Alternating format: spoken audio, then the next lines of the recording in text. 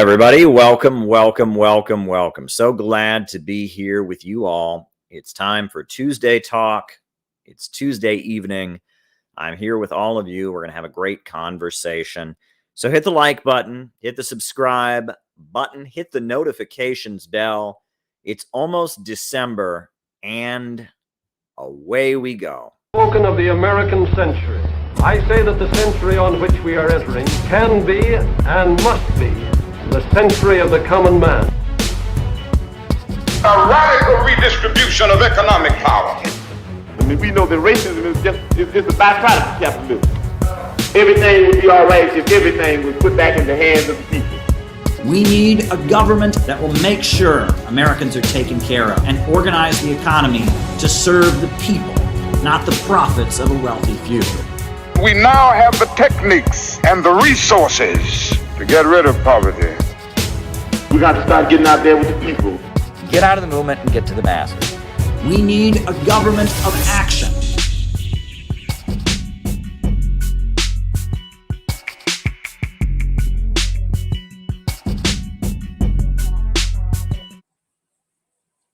Welcome, everybody. Welcome, welcome, welcome.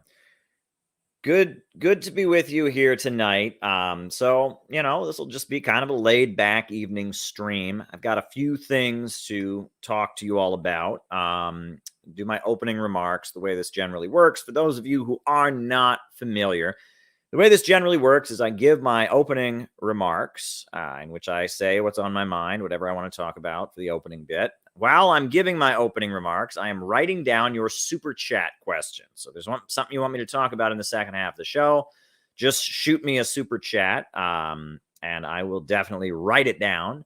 And then in the second half of the show, I'll answer it. The way this works is I give the opening remarks while I'm writing the super chats down. Then we do the roll call where we find out who's on the other side of the camera.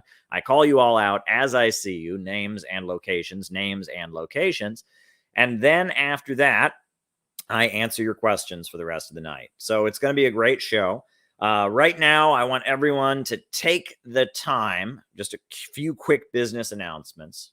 Just quick business announcements before we get going. First things first, take the time to make sure you're subscribed. Make absolutely positively sure that you're subscribed. Make absolutely positively sure that you have hit the notifications bell. Because people are getting unsubscribed, people are not getting notifications. So be sure that you've subscribed. Be sure to hit the notifications bell. Be sure to hit the like button so that everyone knows you like this. That's really important. Remember that we are not just on YouTube. We are on Facebook right now. We are streaming on Facebook. We are streaming on Rockfin. So if you want to watch on any of those other platforms, you can definitely do it as well.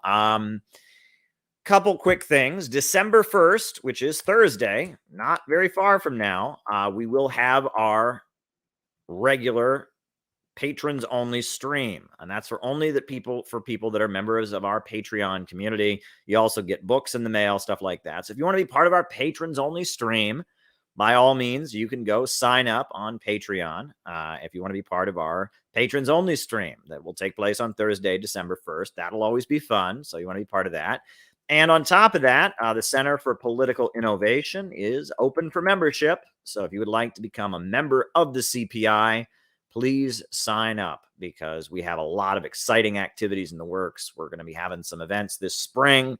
Date not yet public, but the date has been set. And on top of that, in addition to that, we are planning some interesting activities around the Korean Peninsula. So if you want to be involved in that, by all means, sign up. So there we go. So I will now jump into my opening remarks. If you have anything you want me to talk about in the second half of the show, be sure to send me a super chat. The super chat questions are what make the second half of the show fun. So send them my way and we will get going here. So for those of you who maybe didn't see, it's been all over the news that they convicted today in federal court some oath keepers. And these are law enforcement officials, members of the military, this group called the Oath Keepers. And it was formed, it's like a libertarian right-wing organization of police officers, military veterans, and others who are were very opposed to the Obama administration. They considered Barack Obama to be a traitor, a communist, or whatever, and they're a conservative group. They were supporting Donald Trump when he was president, and they've convicted a few of them. A couple of them were convicted today in federal court for seditious conspiracy. Now, there's been a number of people that have been charged in relation to the January 6th thing, right? A number of people have been charged illegally entering the Capitol, criminal rioting, different charges. But this one is particularly interesting. So they were charged. The charge against them is seditious conspiracy. And I actually have the legal definition of seditious conspiracy here, because I want people to see this, right? Because this is important, because right now, yes, they're using this against Donald Trump and his supporters, but you can be sure that if there's ever any big left-wing socialist working class movement in the United States, they're going to use these kinds of laws against leftists and socialists and revolutionaries. And they have done so in the past. So I want to actually let people know about this law. So I have the law. I'm going to pull it up on the screen here. This is the seditious conspiracy law, right? And it's a law. We'll go over it. We'll talk about its history. But this is important. This is the law that the Oath Keepers were convicted of today in federal court at a jury trial. This is what they were convicted of. This is the language of the law. This is the law. This is the statute. If two or more persons in any state or territory or in any place subject to the jurisdiction of the United States conspire to overthrow, put down, or to destroy by force the government of the United States, or to levy war against them, or to oppose by force the authority thereof, or by force to prevent, hinder, or delay the execution of any law of the United States, or by force seize, take, or possess any property of the United States contrary to the authority thereof, they shall each be fined or imprisoned not more than 20 years or both. Now listen to that language there. Don't get caught up in, overthrow by force or steal the property by force, or don't get caught up in that. If two or more persons in any state or territory or in any place subject to the jurisdiction of the United States conspire to, that's the key word. The key word there is conspire. Conspire. That's what these guys were actually convicted of doing. They were not convicted of actually doing anything. And this is really interesting. Now, they could charge them for things they actually did, right? I mean, these guys actually went into the Capitol. These guys actually scuffled with police officers. These guys actually, you could argue, they actually incited a riot. That's not what they convicted them of. They convicted them of conspiring, conspiracy. And this is one thing that is really unique about U.S. law. It is a loophole that gives federal prosecutors the ability to arrest people who haven't committed any crime. All they have to establish is that two or more people talked about doing something, and nothing has to have actually happened. If January 6th had never happened, if these guys had just texted each other and been like, hey, I want to violently overthrow the government of the United States, and someone had texted back, that would be really cool. Let's do it. That would be enough to be guilty under this law, right? Conspiracy laws are a loophole that gives federal prosecutors the ability where the burden of proof is not very high at all. All they had to prove was that these guys talked about doing something. Nothing had to have actually happened. And it's a 20-year sentence. Now, these people who trespassed in the Capitol, they're only going away for 1 year or 2 years.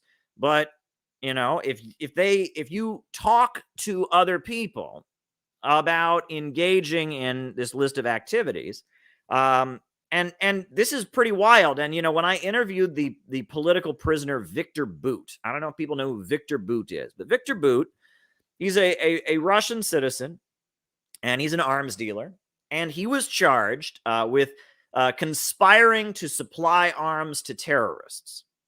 And basically what it was he was living in Thailand, and members of the FBI, like informants, met with him and had a hypothetical conversation with him.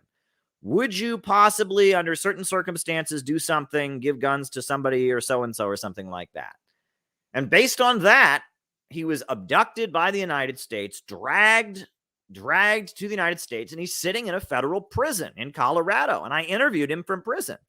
And he talked about he didn't do anything, right? I mean, it'd be one thing if he gave guns to some terrorist or something like that, but he didn't do anything. All that they got him for was he had a hypothetical conversation. And a prosecutor then comes forward and says, well, this hypothetical conversation that you had constitutes a conspiracy. Conspiracy laws are not constitutional. It's not illegal to have a conversation. It's not, it is illegal, yes, to get together and plan to do something illegal, right? If you get together, if you're planning to murder somebody, right? If you hire a hired gunman, if you hire a hired killer to kill somebody and they don't actually do it, that's still illegal. But the way conspiracy laws are used, you don't have to have actually committed a crime. All they have to prove is that you talked to somebody about committing a crime. You had intent. There's a very famous trial in American history called the Chicago 7 trial. I don't know if people have ever heard of this. The Chicago 7 trial, that was leaders of the activist left. They protested the Democratic National Convention in 1968. You had Jerry Rubin and Abby Hoffman and a few others. I'm trying to remember this, Tom Hayden and a few others, right? And they charged them with conspiring to cross state lines with the intent of starting a riot. And if you look at the legality of that, think about that. Conspiring to have intent. How do you conspire to have intent? Right? There didn't have to actually be a riot. The idea is they conspired, they got together and said, all right, let's get together and let's cross state lines with the intent of starting a riot. That is a federal law, though. And conspiracy laws in the United States, the last conviction, let's pull up the law here. The last conviction under this law was in 1995, and it was a Muslim sheikh, a Muslim cleric, and they convicted him under seditious conspiracy, alleging that he had talked with other Muslims about possibly blowing up some public buildings in New York City. Right? And they charged him 1995 with seditious conspiracy, and they convicted him, right? And there have been other charges under this law before. Now, what's interesting about this seditious conspiracy law, it originated during the Civil War. After the Civil War was over, they wanted to basically outlaw any attempt to restart the Confederacy. And so they came up with this law, and the intention of this law was that, now that the Confederacy is over, now that we won the Civil War, if any of these Confederate guys get together and say, hey, we ought to get the Confederacy going again, hey, we ought to secede from the United States again, we got them. That was the idea. It was formed in the aftermath of the U.S. Civil War. And it's interesting because there are different laws like this that they can use to prosecute people for political reasons. They have charged, according to the Wikipedia page, this is interesting. According to Wikipedia, they have charged communists under this law a couple times. It's some obscure cases. It's not big cases. Generally, this is not the law that they've gone after communists with, right? But apparently in Buffalo, New York, the El Arate Society, a communist group, was charged, had 3 members of it charged under this law in 1920. In 1920, the El Ariete Society. I don't even know. I've never even heard of the El Ariete Society. I'm looking that up. What is the El Ariete Society? That is some obscure history there, right there. But the El Ariete Society, I don't even know what it is. I Googled it. The name doesn't even come up. I mean, I have no idea what is the El Ariete Society, right? It says an anarchist organization based in Buffalo. right? An anarchist organization based in Buffalo. 3 members were indicted under Section 6 of the seditious conspiracy law. So in 1920, they did try to charge some communists under this law, right? The defendants were acquitted by the judge as the government failed to prove the defendants had any connection with the seditious publications that were presented as evidence, or that any active conspiracy had ever existed. So I guess in 1920, they arrested 3 anarchists, in Buffalo, New York, under this law. And then they couldn't prove that they had actually printed the materials. And they also couldn't prove they conspired anything. They found some leaflets, some pamphlets, it sounds like, that advocated violently overthrowing the government. They charged 3 guys for it. And then in court, they couldn't prove that the 3 guys actually put out the pamphlets. They also couldn't prove that the guys had actually been planning to do anything. They just put out some pamphlets saying, somebody really ought to blah, blah, blah. Right. And based on that, they dropped the charges. Now, generally, the laws that they have used to go after communists have been the Smith Act. It was the Smith Act, which is a very different law. The Smith Act was passed in 1940, and that's a law that outlaws the teaching of the necessity of the violent overthrow of the U.S. government or any.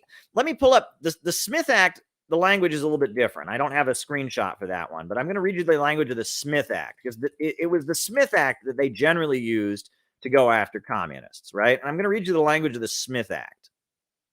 All right, a little bit different. That seditious conspiracy law, that's a Civil War law. But there you go. But let me read you the language of the Smith Act. All right.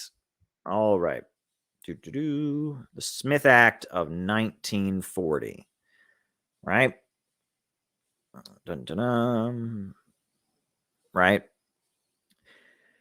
The Smith Act set federal criminal penalties that included fines and imprisonment for as long as 20 years and denied employment by the federal government for 5 years following a conviction for anyone who, with intent to cause the overthrow of the destruction. Now, this is not the language. I need to find the actual language. I've read the actual language before. I need to pull up. We're going to get the actual language of the Smith Act, right? Here we go. Okay. Again, I want to find this actual language, because the actual language of the Smith Act is insane. And it's been overturned by the courts.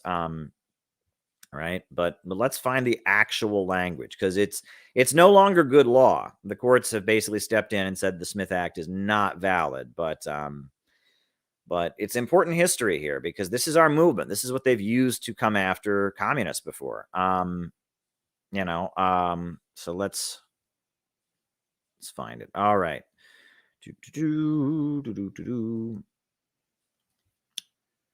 Wikipedia is obnoxious, right?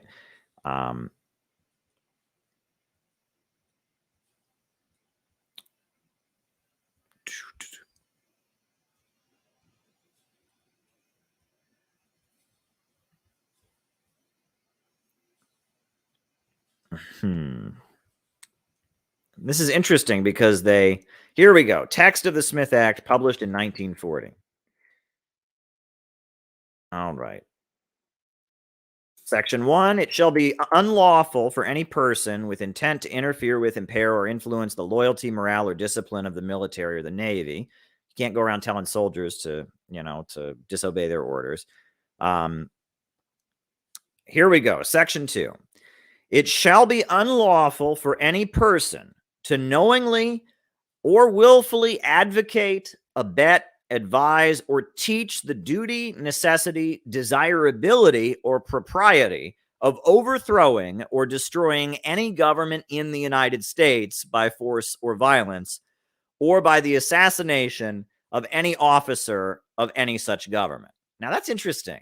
Any government in the United States. So what about the Confederates, right? Under that law, like the Civil War happens, and if I advocated the overthrow of the Confederates, they're a government in the United States, right? So what if somebody sets up like a dual government structure, right? What if somebody sets up a dual government structure? It's a government in the United States, but it's not recognized. Can I advocate the overthrow of that? I'm being facetious here, but that's how law works, right? Every little word is key, right?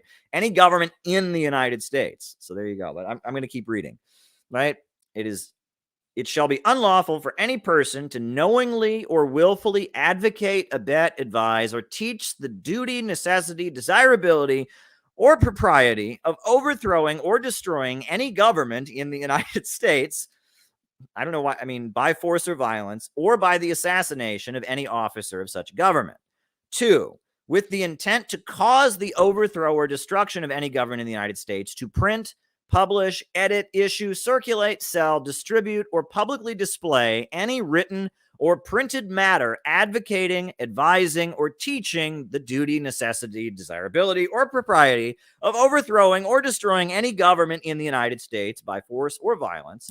3, to organize or help to organize any society, group, or assembly of persons who teach, advocate, or encourage the overthrow or destruction of the government of the United States by force or violence, or to become a member of or affiliate with any such group, assembly, or society of persons, knowing persons thereof.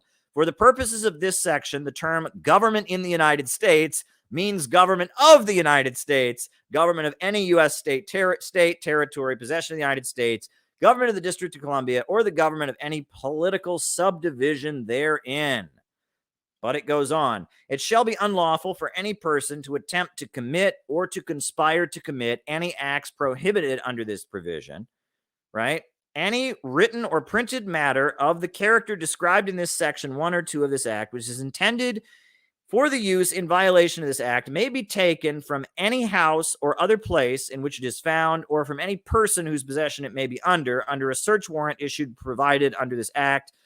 Wow. Any person who violates any provision of this title upon conviction shall be fined no more than $10,000 or imprisoned for more than 10 years. There you go. That is the original language of the Smith Act. Now, I'm curious about, and then there's an article on the Smith Act's legal history, because I believe, if I understand correctly, the Smith Act eventually had language to it that was added that basically said you couldn't teach Marxism, Leninism. It wasn't simply about the overthrow. I think this is the version that was published. But let me see. The language of the Smith Act. This is fascinating, right? Because this is what they eventually convicted the Communist Party leaders of violating in 1948, right? Right. So in 1957, that's the Yates versus the United States ruling. But this is all very interesting to me, right? This is all very, very interesting to me because, people look at this and conspiracy laws, they don't have to actually have a crime take place. They just have to prove you talk to somebody about it.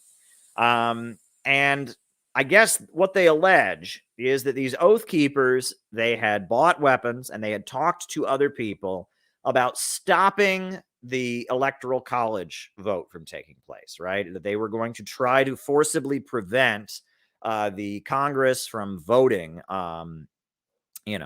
voting to ratify the election results. And as a result, that was, that under the language that I just read you, under this seditious conspiracy law, to prevent, hinder, or delay the execution of any law, that was basically, they were convicted of violating that.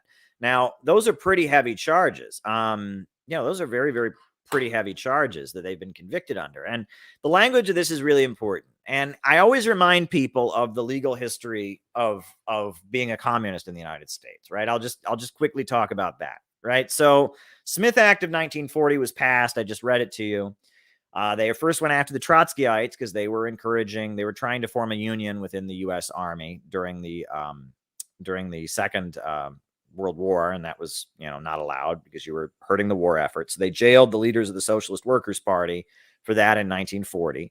Then in 1948, they charged the National Board of the Communist Party USA with violations of the Smith Act. They charged them with conspiring to teach the necessity of the violent overthrow of the U.S. government. And at the trial, the evidence against them was all eyewitness testimony from like Finks, people who sold out or whatever.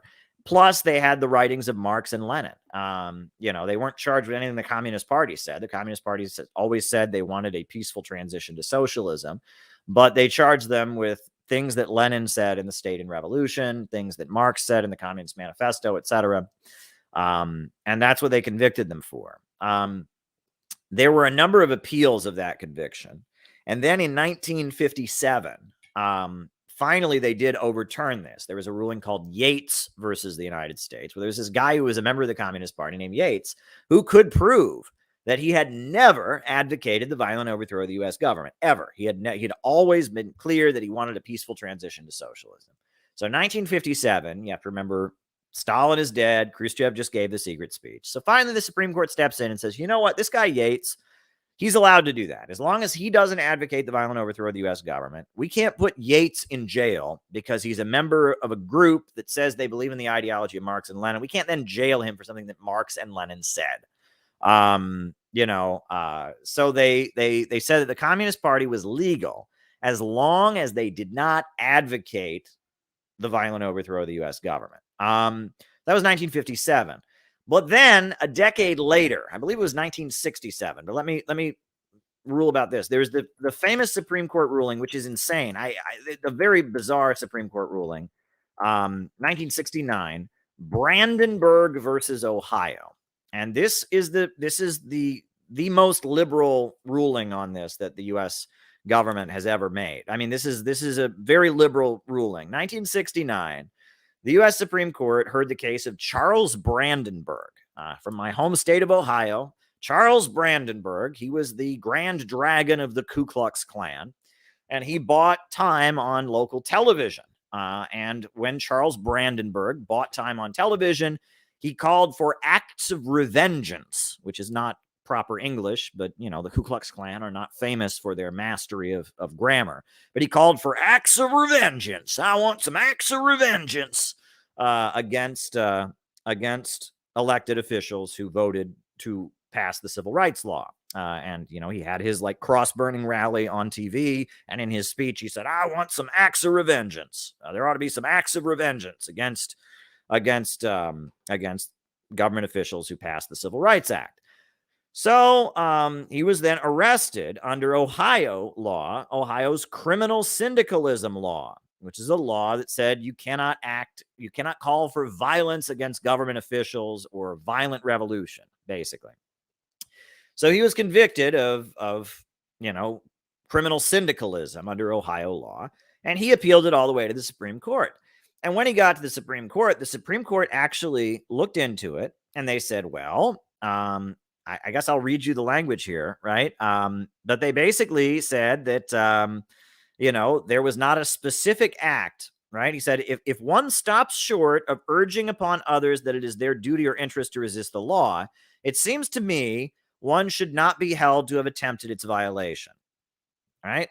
That essentially, because he didn't name any specific official, and he did not name any specific act of revengeance. He just called for acts of revengeance against elected officials, right? As long as he didn't name any specific individual or name any specific act, he just said somebody ought to, because of that, he was allowed to call for violence against elected officials, right? He didn't specify what acts of violence, and he didn't specify who. Now, I don't know any other country in the world that has laws like that. Most countries in the world, you can't do stuff like that. But that's Brandenburg versus Ohio. This Ku Klux Klan guy, he had everything dropped against him because they said it was his free speech to get on there and say it's a call for violence against elected officials because he didn't name specific acts. Now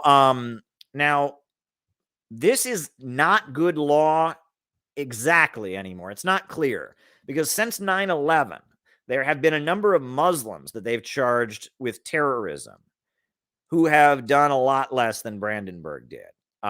So, there have been Muslims who made vague calls for something or said on tape somebody ought to something or other, and they've imprisoned them for that. So this doesn't seem to be good law anymore. But they haven't really tested it in terms of political activists, in terms of U.S. citizens, etc. They have used it against Muslims. They've charged with conspiring to commit acts of terrorism. But, So that's pretty wild. How can we support rail workers at this time? Good question. All right. Good question. And so I just wanted to talk about that. I've got a couple other things I wanted to mention. So Tulsi Gabbard has a few videos that I think are important. So I'm gonna, show some of Tulsi Gabbard's recent comments, and we can react. Me of the 8 years that I served in Congress, and how very quickly after getting there, I saw how this permanent Washington establishment is a whole lot like high school. There's a lot of really immature, self-serving people. You have gossiping and cliques and, who's getting invited to what party. And you've got the cool kids sitting in one area and the outcasts sitting in another. And yet these are the people who are supposed to be the most serious in this country, making heavily consequential decisions. I saw the same thing on the presidential campaign when I ran for president on the debate stage.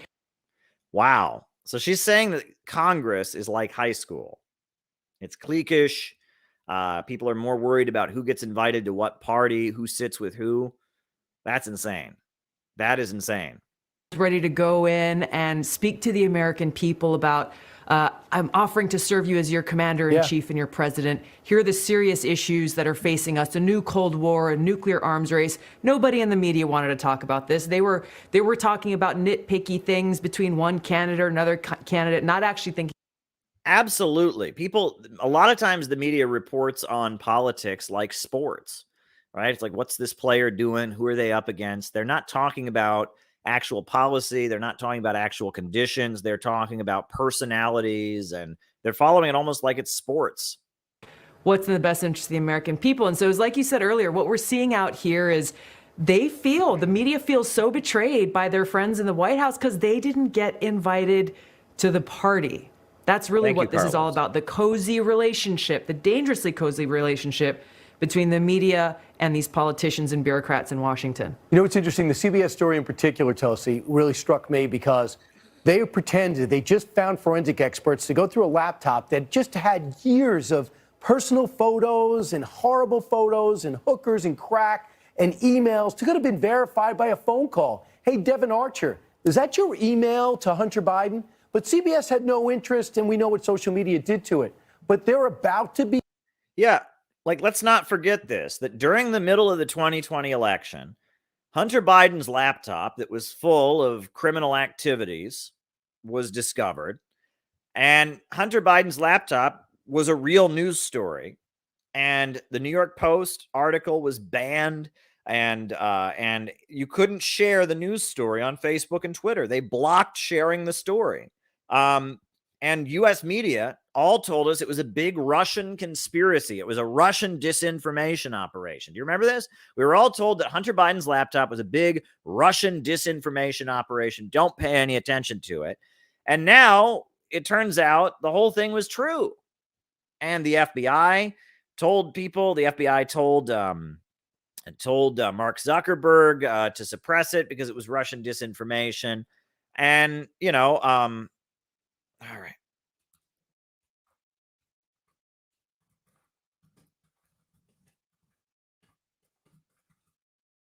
Called it Russian disinformation.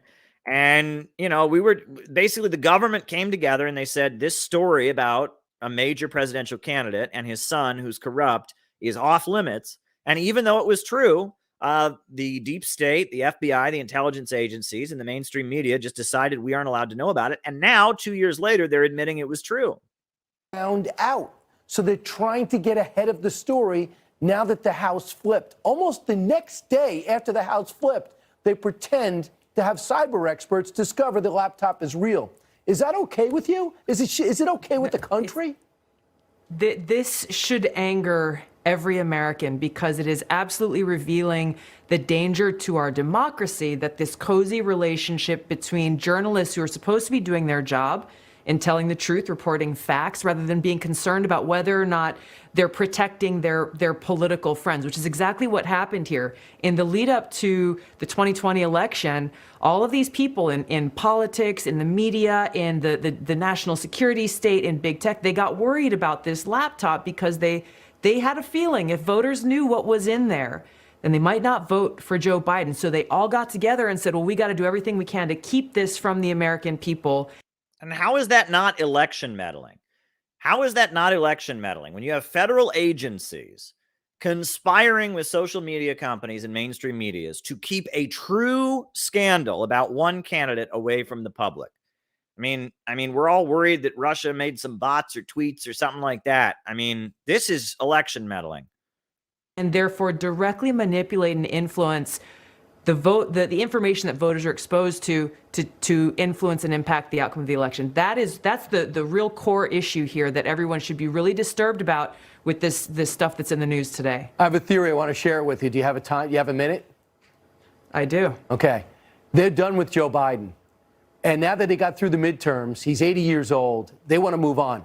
So they're no longer going to protect the information in that laptop, which doesn't show a person addicted to drugs, which sadly we all can relate to somebody in our lives, directly or indirectly.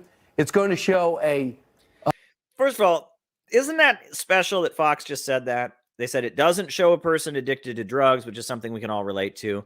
10 years ago, they wouldn't have said that. Right? 10 years ago, we remember hearing Rush Limbaugh say all the drug users should all be locked up and all of that. But because the opioid epidemic has hit red states so badly, they have to say that now. They have to say that now, or else they're going to create sympathy for Biden, because so many people have been hit by drug addiction, right? The 10 years ago, 20 years ago, it was lock them all up, lock them up, druggies, criminals, and all that. But now that so many red states and suburban neighborhoods have been hit, now they can't talk that way anymore. And in a way, that's good, because now there's more sympathy and compassion. People are not locking people up for using drugs. They're offering treatment and such. So it's good in a way that there's more sympathy, but it points to the fact that, that the right wing has had to change their tone on this issue. I just find that amusing. Former vice president doing deals in 50 countries, including with our enemies, that really sold his influence for his 50 years in Washington. That's what it's going to show. And I don't think anyone's going to protect him anymore. What do you think of that theory? You may be right. I don't know. I tend to lean towards the reality that I've seen for the years that I spent in Washington is these people are more self-serving than that. And they're looking out for themselves, not wanting to get caught looking bad or not doing their job. And like you said, they're scrambling now because the facts are coming out. Right. And now they're trying to pretend like, oh, well, now we're actually going to do some serious hard-hitting reporting, when really it's been transparent all along. They only care about themselves. Yeah, they waited till right after the midterms to admit, okay, yeah, that laptop we told you was fake for the past 2 years. It's actually real. I mean, it just shows you how much they manipulate things. Just like Jeff Bezos waited until after the midterms to lay off thousands of employees from Amazon. So many things happened just after the midterms. I mean, just it's unbelievably classic. But a couple other things from Tulsi Gabbard. Then I got another thing I want to show you, and then we'll do the roll call. But here we go. But not least, it's important that we remember that foreign policy is domestic policy. We have politicians from both political parties who are the permanent Washington elite and who must be held accountable for what they're doing with our taxpayer dollars and how they're undermining our national security as they push us closer and closer to the brink of nuclear catastrophe. They need to stop giving a blank check to Ukraine and demand accountability for the tens of billions of dollars that they've sent so far. Everyone admitted until this crisis got going that Ukraine was a corrupt country. The New York Times talked about how corrupt Ukraine was.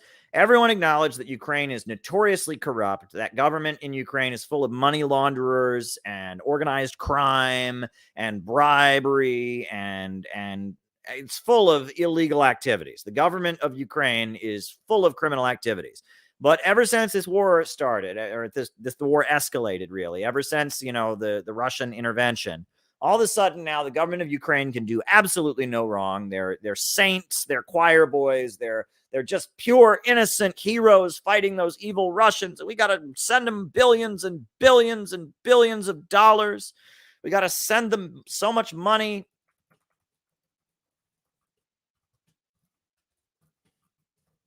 Got to send them some money. We got to just send them some money. She's totally right there. That look at FTX and all of that's going on there. But continue, Tulsi. Because the blank check, it's not just for Ukraine. It's for the military-industrial complex, who's made trillions of dollars off of our wars in Afghanistan and the Middle East. Now, the Biden administration, they want to hire 87,000 new IRS agents to go over every receipt and every deductible of American taxpayers with a fine-tooth comb, squeezing every penny that they can. The Ukrainian government and their corrupt bureaucrats and oligarchs and the defense contractors who are profiting from all these weapons, the Biden administration requires no receipts at all.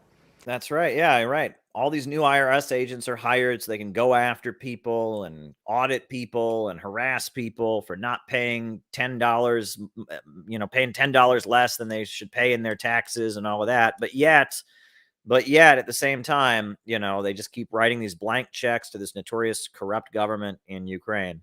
Why is this? It's because they know that most of this money, our taxpayer dollars, is going to corrupt bureaucrats. They know this. Their actions expose who they really care about. It's not us. While they're shipping troops and taxpayer dollars overseas, and they are continuing to do so, this administration and Congress are failing to take care of our veterans and service members. As we speak here, we have soldiers who are forced to rely on food stamps to feed their families, soldiers who are living in uninhabitable conditions, and those who are not getting the care that they need for service-related injuries, illnesses, and diseases. Yeah, well, she's right. And actually, just today in New York City, they announced that to clear out the homeless people, they're going to start forcibly hospitalizing them. That's the new move, right? So we've done the defund the police thing. Mayor Giuliani had all these mechanisms for arresting homeless people for vagrancy or sleeping on a park bench or whatever. So now, now we've done defund the police. They're not doing that. So now the mayor of New York City just came out with this thing that we're going to force homeless people in the city into mental hospitals, right? And generally, yes, in New York and in other states, if someone is a threat to others or themselves, they can be forcibly hospitalized, right? If someone's going to commit suicide or someone's being violent or threatening to harm someone else, they can be hospitalized. Well, now they are changing the orientation, and they're going to say, well, we can forcibly hospitalize somebody if we determine that they are mentally ill. They don't have to be a threat to anybody. They don't have to be a threat to themselves. They don't have to be a threat to the others. And they're going to use this to clear out the homeless encampments. And when Mayor Eric Adams was talking about this, I saw the clip today. He was just saying, well, I went to the homeless encampments. I saw the feces piled up and all of that. And so, yeah, we're going to use mental hospitals to get these people in hospitals. So that's the next move, is they're going to clear out the homeless encampments by basically declaring all the homeless people to be mentally ill, which a lot of them are. To be fair, I mean, New York City is full of homeless people and mentally ill people all the time. I mean, you walk through the city, I have never seen anything like it. The number of people I see talking to themselves and hearing voices and stuff on the streets of the city is way more than it used to be. There's a huge explosion of mentally ill people. But the thing is, not all of them are homeless. I mean, a lot of them don't look like they're homeless, but mentally ill people muttering to themselves, talking to themselves, walking around the city. I see a lot of that now. But we know that veterans, that's a huge amount of the homelessness in the country, are veterans, right? A lot of the people who sleep on the street, I believe it's a third of all the homeless in America are veterans. And so it's like they send these people off to fight in wars for their profits, and then they come home and they sleep on the street, right? That's the American capitalist. And they always want to tell us they support the troops, right? You better support their war. You're not supporting the troops. Well, they don't support the troops. They leave them on the streets. So there you go. Another clip from Tulsi, and then we'll get to another thing. What happens when we know the outcome of this election, and as we see what happens in the next couple of years, the American people are going to be looking for leaders in Washington, not politicians who say one thing on the campaign trail and then go to Washington and don't actually do anything, but leaders who are actually going there and fighting for our freedom, fighting for the interests of the American people. Wait a second. Sounds to me like Tulsi Gabbard is saying we need leaders who actually get things done. Sounds to me like she's saying that we need a government of action. Long laundry list of things I would like to see these leaders in the Republican Party, if they take control of the House, things I would love for them to take on. Today being Veterans Day, one of them needing to be doing what this administration is not doing, taking care of our veterans and our soldiers so that they don't have to live in squalor, so that our soldiers aren't being told, hey, you've got to go and get food stamps, and actually providing the care for our veterans who need care that they need. Yeah, that is just a national embarrassment. There's no excuse at all for that.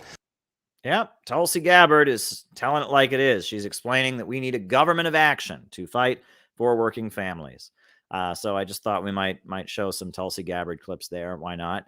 But now this last bit I wanted to show you. This clip recently just came on the internet. Very old clip. But this is a clip from the presidential election campaign of the Socialist Workers Party. 1968, they ran Fred Halstead for president. And they interviewed Fred Halstead on PBS. And this is Fred Halstead's interview on PBS. And I want you all to watch this. And as you watch this, ask yourself, would Fred Halstead be allowed in the left today? I mean, Fred Halstead, you look at this guy, right? I mean, let's start watching. Sometimes described as reformist. Is that a fair appellation? Now, we're revolutionary and we're Marxist. We don't... We do operate in day-to-day activities, like we try to end the war in Vietnam, and we believe in supporting the struggle of black power, and we support strikes for higher wages and things like that. Some people call those reforms, but we don't see any contradiction in that and building a revolutionary movement which can challenge the power of the capitalist class and the two major parties and change it. Now, Fred Halstead, right? So this guy, he was the socialist presidential candidate for the Socialist Workers Party, 1968, right? You know, he's I believe he's a tall guy, right? He's 350-pound ex-garment cutter, and he was at one point a bouncer in a country western saloon, right? So Fred Halstead was a garment cutter and a bouncer at a country western saloon. He's a dad. I believe he's of Norwegian or like Northern European, Denmark, Finnish heritage, right? He's from like Minnesota, someplace like that. Big fella who used to be a bouncer at a country western saloon and a garment cutter. And he is the socialist presidential candidate. And he's explaining how, you know, he supports strikes for higher wages. He supports the movement to end the Vietnam War. He supports the Black Power movement. This is Fred Halstead, the socialist presidential candidate for the Socialist Workers Party in 1968. Let's continue, Fred. We think that the two go hand in hand. How do you view the reforms of the system under the New Deal, the Fair Deal, the Great Society, and so forth? Do you welcome those or regard them as subterfuges? Or well, those are things like the 8-hour day and things like that were things that working people fought for, and they won them. And sure, we're for that. But they weren't given to the people by capitalists or by somebody who was trying to patch up the system. They were fought for. And for example, we can end the war in Vietnam right now if the people get out in the streets and fight for that end. And in the course of doing that, we'll build an independent movement in the country which is outside of and opposed to the parties which are controlled by big business, in whose interest this war is being fought. Just the other day here in San Francisco, there were several hundred GIs themselves who marched in front of a big, massive anti-war parade to let the American people know they're opposed to this thing. Yeah, Fred Halstead, right? He's a dad. He worked at a country western saloon as a garment cutter. He wants to support strikes of higher wages, and he's organizing a rally of veterans to demand an end to the war. About now, a rally of GIs and veterans to demand an end to the war. This guy's great. This guy's great. Why don't we have socialists like this today? I mean, he's a Trotskyite, sure, but I mean, this guy's great. Would he be allowed in the left today? Would they allow Fred Halstead? And that's the kind of a development that I encourage and am involved in helping to organize, and that I use my election campaign to encourage. Likewise, the struggle of the black people for control of the schools in the black community so they can teach their children some African history and history of the Afro-American people in an honest way, and instill instead of a sense of inferiority, a sense of pride and self-respect. And those are revolutionary developments which are helping to build a movement in the country outside of and opposed to the two capitalist parties. Yeah, so he's supporting the right of the black community to maintain control over their schools and have a black nationalist curriculum. That's very radical, right? He's basically saying that the schools in the black neighborhoods shouldn't be run by the U.S. government. They should be run by the Nation of Islam. They should be run by the Black Panthers. Like, that's a pretty radical demand. This guy seems pretty good, pretty based. As I say, controlled by big business and operate. They conceive the national interest to be identical with the narrow interests of the major stockholders and the major corporations, and invest all this money overseas and send the army after it to protect it. But that's not in our interest, and it's not in the interest of the GIs and the ordinary people. Mr. Blomain says that he does not identify with any of the socialist or communist regimes now in existence in the world. Do you? Well, I don't think there's any utopian society in existence in the world. But I support certain things. I support the Chinese Revolution and the Russian Revolution and the Cuban Revolution and the American Revolution when it took place. Oh my God, he supported the American Revolution. Did you hear that? They asked him, do you support any of the socialist governments?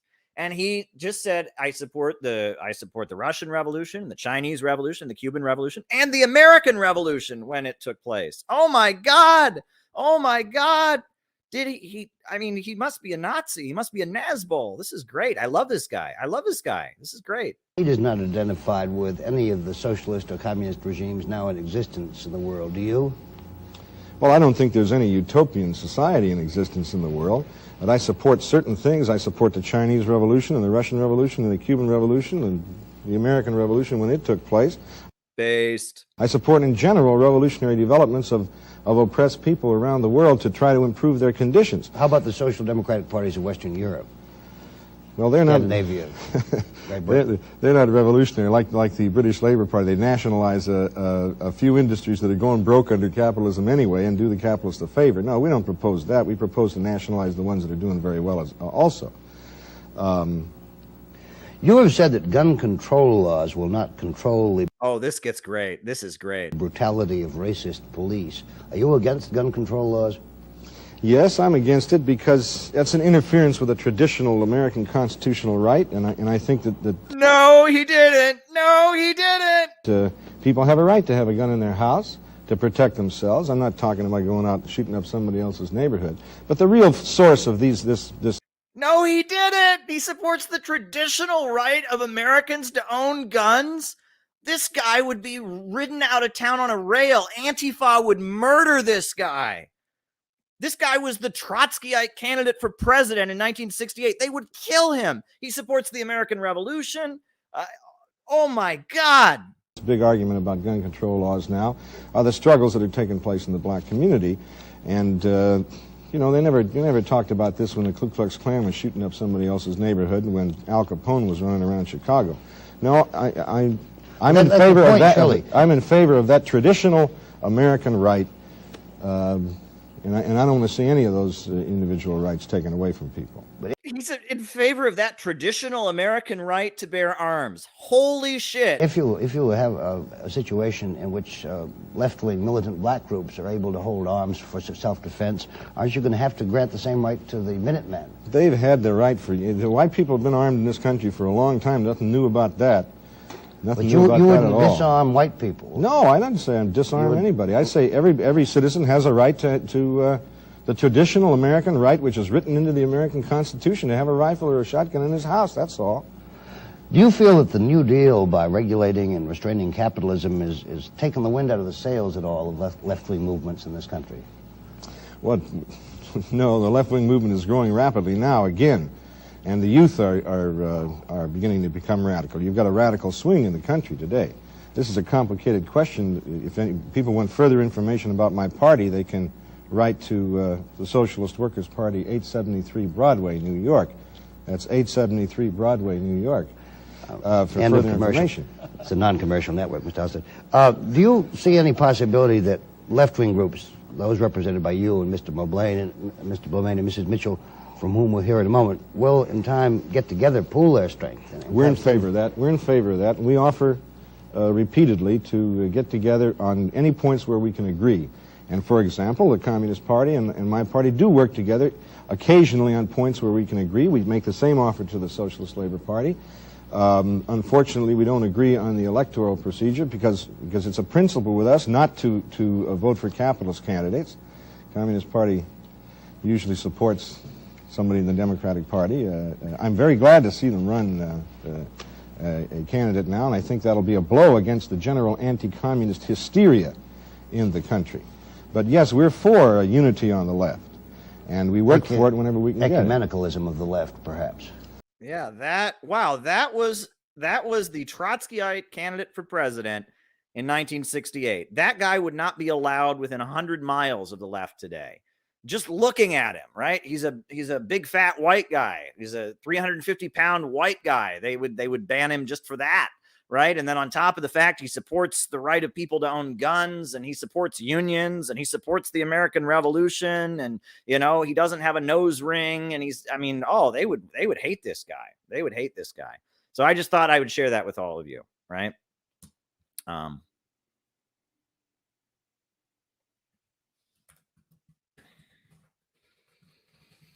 Glad Ukraine corruption is coming out. Writing it down. To push Biden into being... They don't use... Push Biden to be more aggressive against China. Very good. Very good. So I just wanted to share Fred Halstead with all of you, because it's like, he was a big Trotskyite. He was the leader of the Socialist Workers Party. That was a time when the Socialist Workers Party, they were kind of running the big anti-war rallies in Washington, D.C. They were the group that was having peaceful, legal, single issue protests around the Vietnam War. And he was their public representative. He was their presidential candidate. And he was a bit of a moderate. I hear of the Workers' World Party folks, they would disrupt him when he was speaking and stuff, because he was trying to get them to stop waving the Vietnamese flag. And, he was a little bit of a moderate compared. But yeah, that was Fred Halstead. So there you go, folks. I just thought that might be fun to watch. So yeah, that's my opening remarks for tonight. We're almost an hour in. Glad to learn about Fred Halstead tonight. Well, very good. I'm glad I could share that with you. So hit the like button, hit the subscribe button, hit the notifications bell. And now we're going to do our roll call. So I'll call you all out as I see you, names and locations.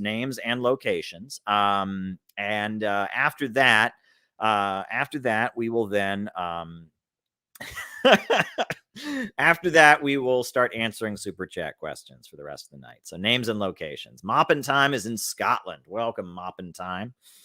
All right. We got Finn in Duluth. We got Lawrence Johnson in Chicago. Richmond, Virginia. We got Michael in Houston. We got Nate in Chicago. We got Sydney, Australia, Aziz. We got Rice from Adelaide, Australia. Timoshenko in St. Louis. We got KCMO Nina. Welcome, Nina. We got York in Pennsylvania. Heidi in Edinburgh. Alex from Brazil. Mark from California says hello. Infrawiki in NYC. Cleveland Pirate Alex. Mike in North Carolina. JT24 in Mississippi. Edwin from the Philippines, writing it down. Carl in Washington. UP of Michigan. Terry Barnes. We got Malaysia. Tyler McConnell in Missouri. We got Cleveland Pirate Alex. We got Bob Troy, New York. Mikey in Edinburgh. Rogue Valley, Oregon. Balthazar in Oakland, Los Angeles. Very, very good. Very, very, very good. We got Ishmael in Los Angeles. North Shore, Staten Island with Comrade Spartacus. I'm Spartacus. No, I'm Spartacus. We got Borakeen. Very, very good. Mindanao to Midwest, Lumpia Logic. Yada Yisrael. Christian in Bergen County, New Jersey. Very good. Ryan from Oakland. Ryan from Kansas City.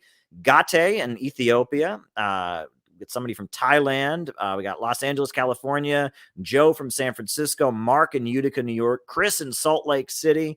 Very, very good. Los Angeles, California. We got Lionel in Melbourne. Very, very good, folks. Very, very, very good. Very, very, very good. Good stuff. Anybody else? Names and locations. Who did I miss? I'm scrolling up here because they come in kind of fast sometimes. So there we go. Very, very good. We got dun, dun, dun, dun, dun, dun, dun.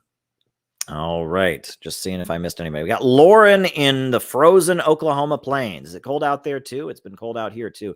Charles in Rochester, New York. We got Jordan in Chicagoland. We got Micah in Las Vegas. Johnny Blaze in Arlington, Virginia. Alan in Chicago. Very, very good. Very, very good. Names and locations. I will call you out as I see you. Names and locations. Names and locations. All right, names and locations. All right, Beijing, China, minimalist apprentice. It's 3:30 a.m. here, always an informative stream, unmissable. Very, very good. And Nina is reminding everyone to hit the like button. Very, very, very good.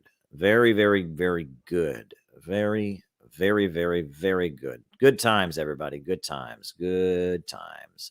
Good times. All righty. All right. So now is the part when I answer the Jenny Lynn is reminding everyone to like, share, and subscribe. Now is the part where I answer people's questions.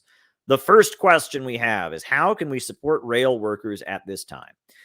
Well, the main thing to do would be to see what their union is saying, right? Often the union will say what they need, if they need certain support. But the other thing is, if there is a picket line in your neighborhood, you just do the right thing. When I see a picket line, I always walk over to the picket line, shake hands with the workers. I'll offer to get them some coffee. You know, if you see a group of workers out on strike, you just support them. You honk your horn if you're driving by, you walk over and shake hands and support them. You make clear that you're on their side. It's really, really important to keep morale up when you see a strike, to have the public supporting them. It's really, really important. All right.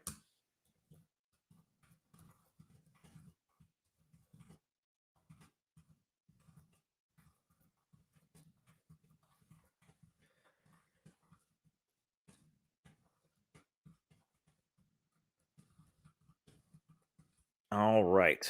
Very, very good. And it's very important, right? I remember when I walked the picket lines with my mother. When I was in the 4th grade, my mother went on strike. She was a Stark County librarian. She was part of the Service Employees International Union.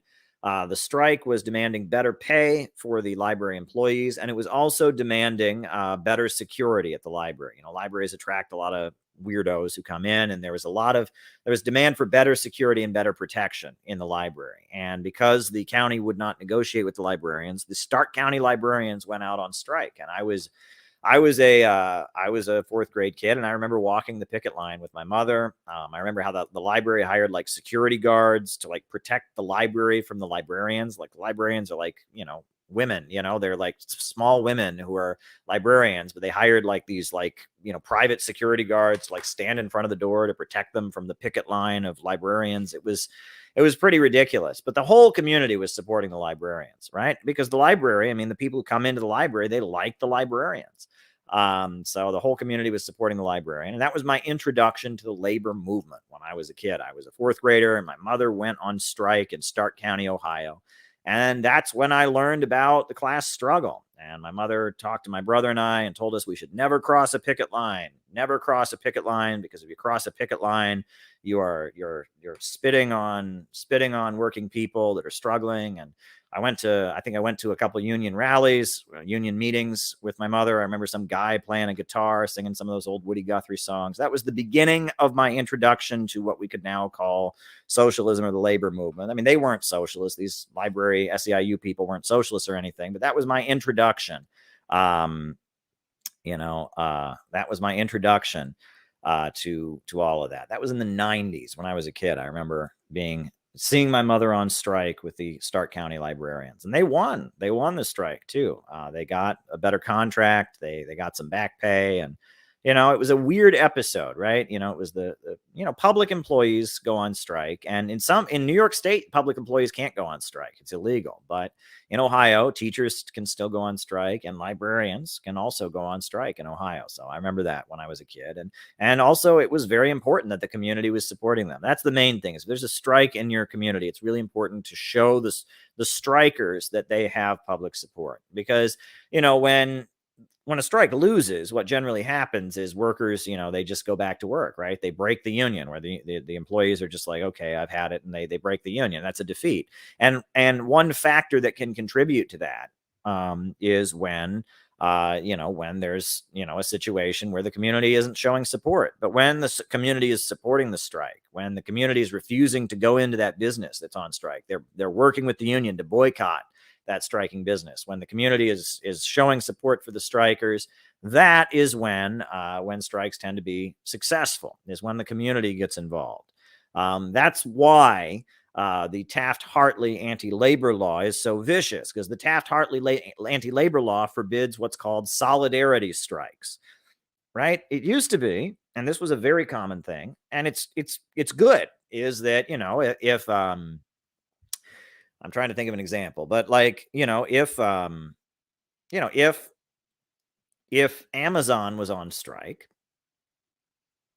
right? If Amazon was on strike, the U.S. Postal Service, the members of the union at the U.S. Postal Service would refuse to work with Amazon packages as solidarity, right? That just like Amazon workers would be on strike, then the U.S. postal workers, they would say, all right, we're not handling any Amazon packages either, because it was solidarity. Well, now that's illegal. Now you can only strike around issues related to your own workplace, and union leaders can be taken to court and forced to pay horrendous fines, or even arrested and jailed if they engage in solidarity strikes, right? I mean, it used to be that if there was a factory that was on strike, that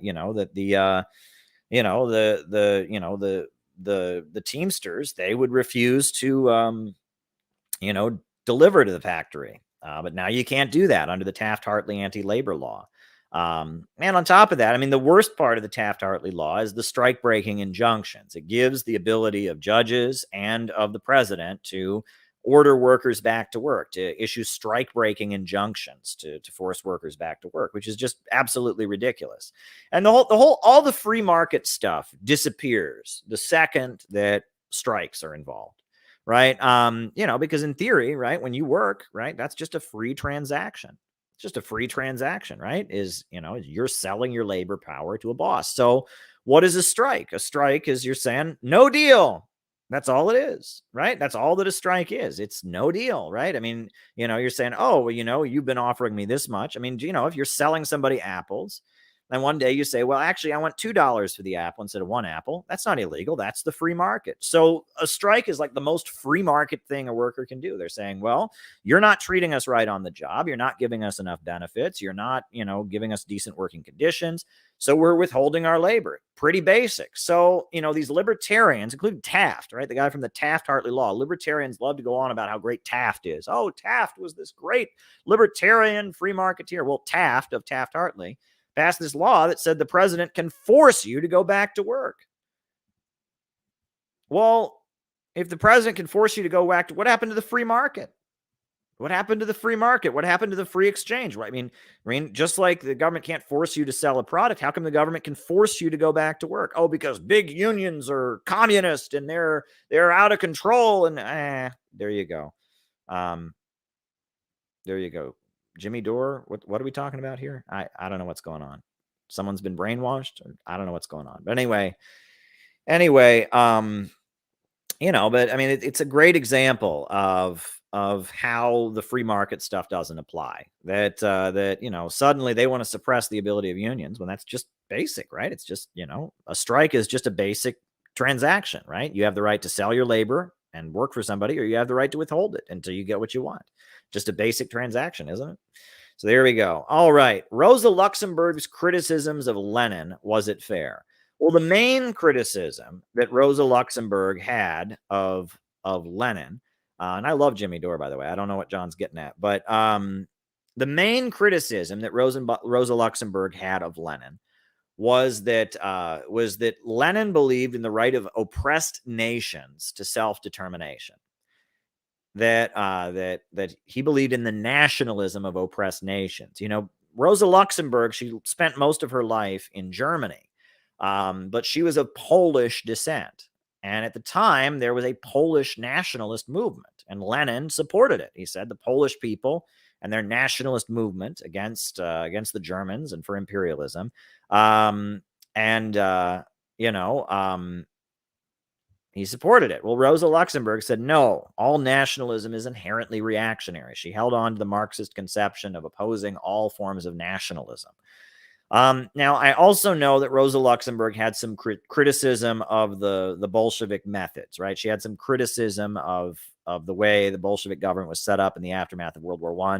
I actually have a pamphlet, I believe, if I'm not mistaken, somewhere here I have Rosa Luxemburg. She wrote a pamphlet like, what is it, like Marxism or Leninism or something like that, where she did critique. She had a criticism of the vanguard party. She had a criticism of the centralization of the Russian government.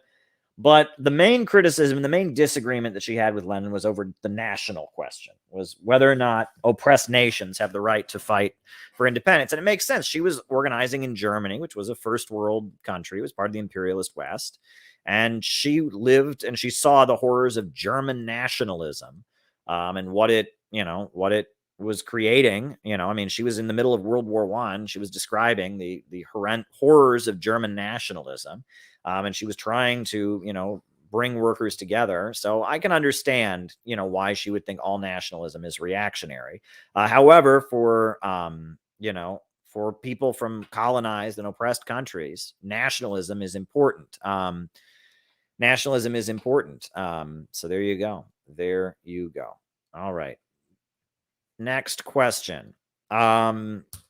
Did the USSR have their own new left in the 1960s? The answer to that is yes.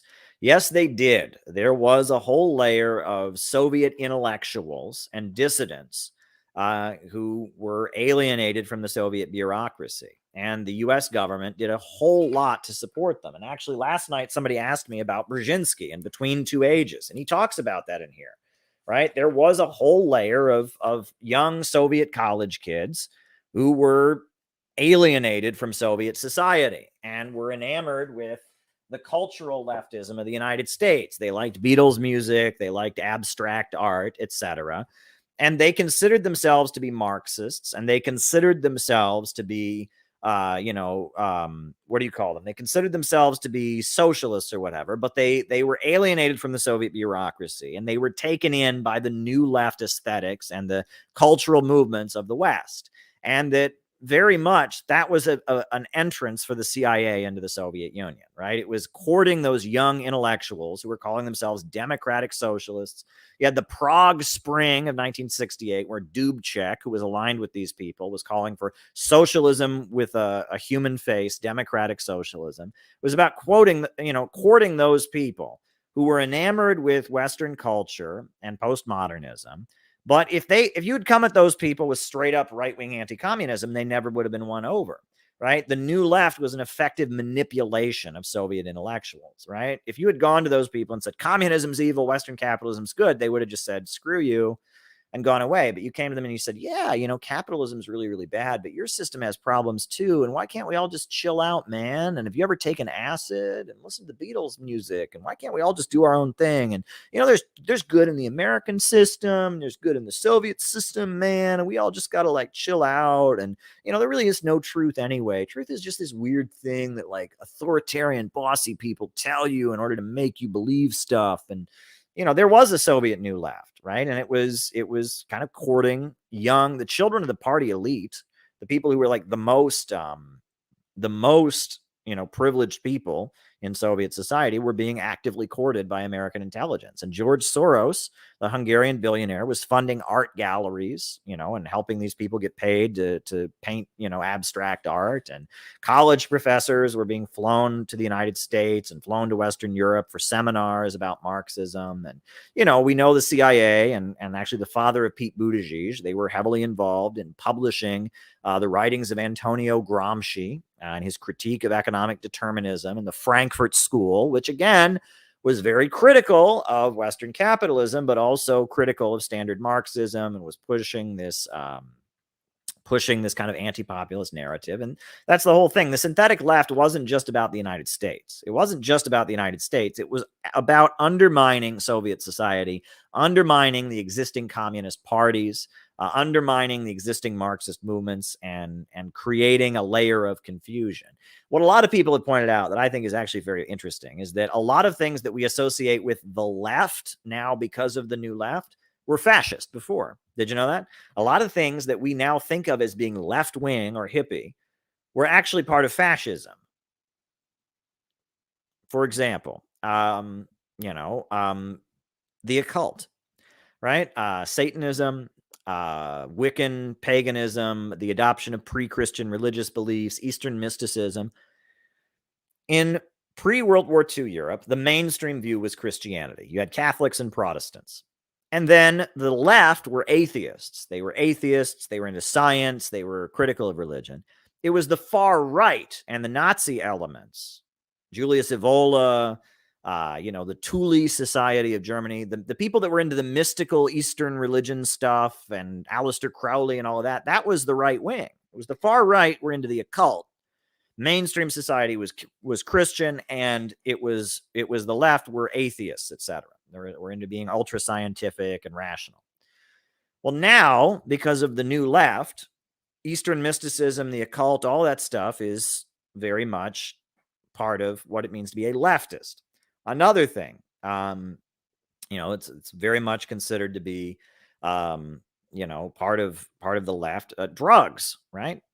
It used to be that it was fascists that were into having religious experiences with hallucinogens, using drugs, etc. Well, now, thanks to the new left, drug use is a big part of left-wing culture. Again, this is something that used to be fascist.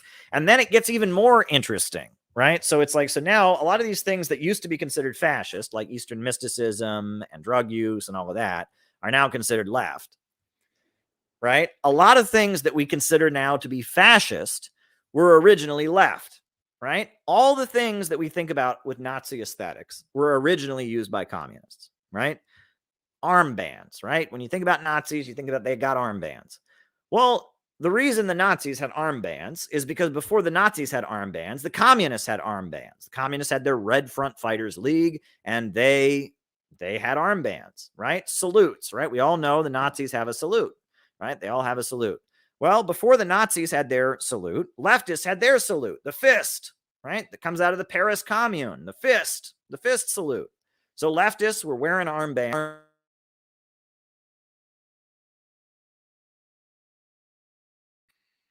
Were wearing armbands, and they were going around and saluting each other. And that was a thing that leftists did. And the Nazis realized that, if we want to build a mass political movement so we can just control the government, we ought to get armbands and we ought to have a salute of our own, right? So this idea, but now, anyone who salutes or wears an armband is called a fascist. Well, that's not fair, because salutes and armbands are not inherently bad. What's bad is what the Nazis were preaching. But now everyone has it in their head. Oh my God, if someone's saluting, if someone's wearing an armband, they must be a fascist. And on top of that, just the mustache, right? So Lenin and Stalin both have very distinct mustaches. Did you know that? And so did Hitler, right? Why? Because back then they didn't have a lot of detail on propaganda posters. So Lenin had a goatee, and everyone saw a propaganda poster. If there was a bald guy with a goatee, that was Lenin, right? And Stalin had the handlebar mustache. And so if you ever saw a propaganda poster and there was a guy with a handlebar, that was Stalin. So the Nazis are figuring out their political movement. They got their guy Hitler, and so they gave Hitler a very distinct mustache. Why? Because they wanted people to know, if you see a guy with that mustache, that's Hitler. Again, is having a leader with a distinct mustache, is that inherently fascist? No, it's related to the way propaganda posters were printed at the time, cult of personality, etc. All of these, so much of the aesthetics that were actually that we now identify with fascism were used by leftists, were originally used by leftists and adopted by the Nazis. And so many things that we now identify with leftism, thanks to the new left brought to you by the CIA, are actually things Nazis actually believed, like environmentalism. That was a big Nazi thing, right? We need more space and the fair territories of our great Germany and reducing the population. That's all very, very much fascist stuff, and that's all considered left now. The new left has a lot more fascism in it, but we've all been trained to think fascism is people in uniforms. Fascism is, people marching or people expressing strength. And it's like, no, fascism is an ideology that is about trying to restore the past. So there you go. Please talk about Russia's new liberal synthetic left that is profoundly anti-Russian, anti-Putin. All right.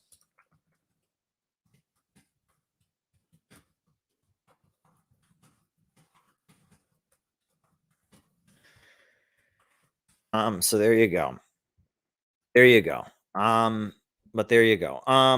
But yeah, so yeah, the new left, that was a global cultural movement, and they certainly had that in the USSR. And the synthetic left in America was very useful in kind of courting them. I missed a super chat. Which super chat did I miss? I wrote the one down about talk about Russia. Is LaRouche thought a form of liberalism, especially with focus on individual ideas and genius?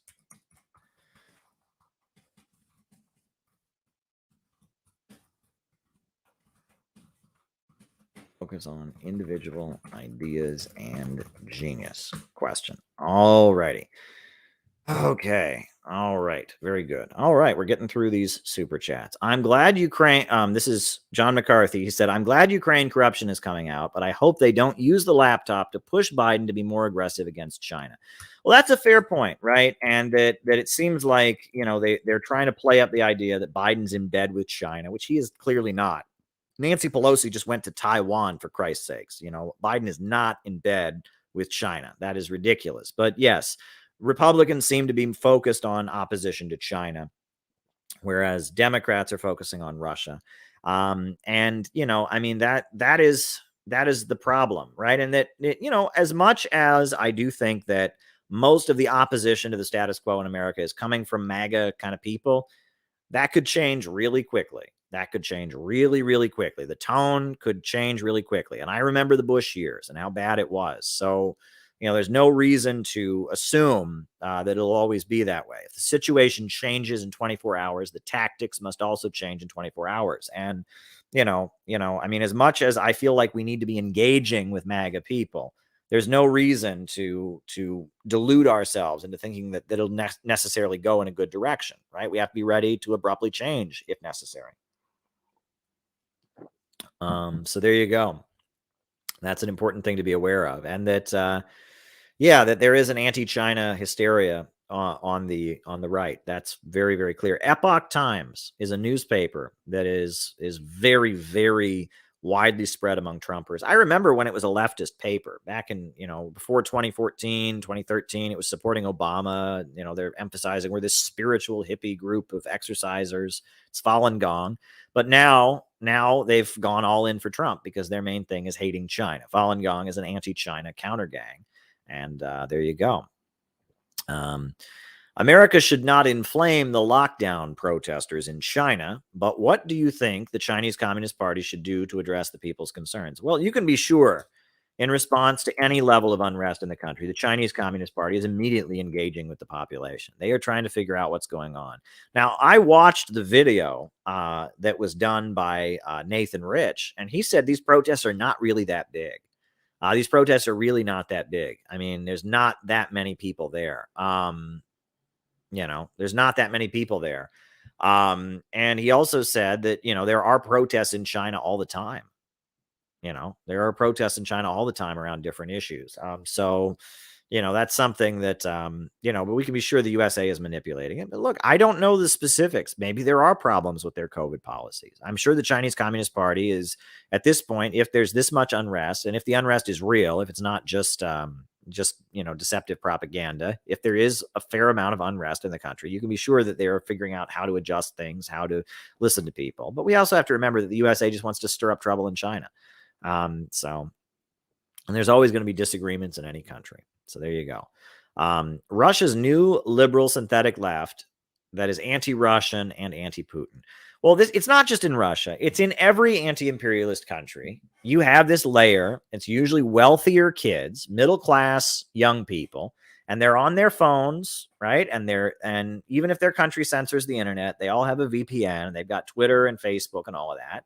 And with Twitter and Facebook, they get a deceptive image of of the United States, and they get pumped with anti-government propaganda. And, the USA does this to Russia. The USA does this to Iran. The USA does this to Venezuela. The USA does this to Cuba. And it tends to be wealthier kids in the country. And the irony is it's like, in all of these countries, in Iran, in Russia, in Venezuela, like the wealth that these kids enjoy comes from the revolution. If Putin hadn't saved Russia's economy, you can be sure that a lot of the wealthy families in Russia wouldn't be wealthy at this point, right? It's Putin rebooting Russia's economy with state control of oil and gas that created the economic stability for there to be, an upper class in Russia.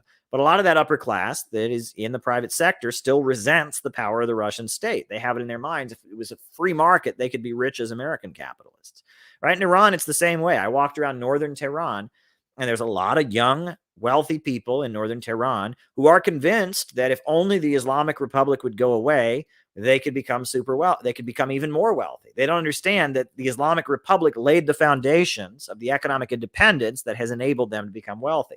And this is a really common thing, that capitalists tend to have an individualist viewpoint, and they don't understand that even the individualist wealth they've accumulated has been accumulated on the basis of an anti-imperialist and socialist state. In China, you have the same thing. The Chinese, there's a whole lot of millionaires and billionaires in China who wouldn't have become millionaires and billionaires if it weren't for the Chinese Communist Party, but they still hate the Chinese Communist Party.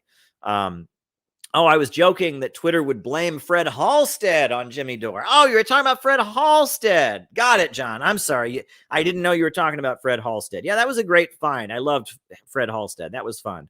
Okay, you were behind on the string. Okay, we didn't know what you were talking about, John. So my apologies. Sorry for the confusion there. John was talking about Fred Halstead being brainwashed by Jimmy Dore sarcastically. I get it now. Apologies there.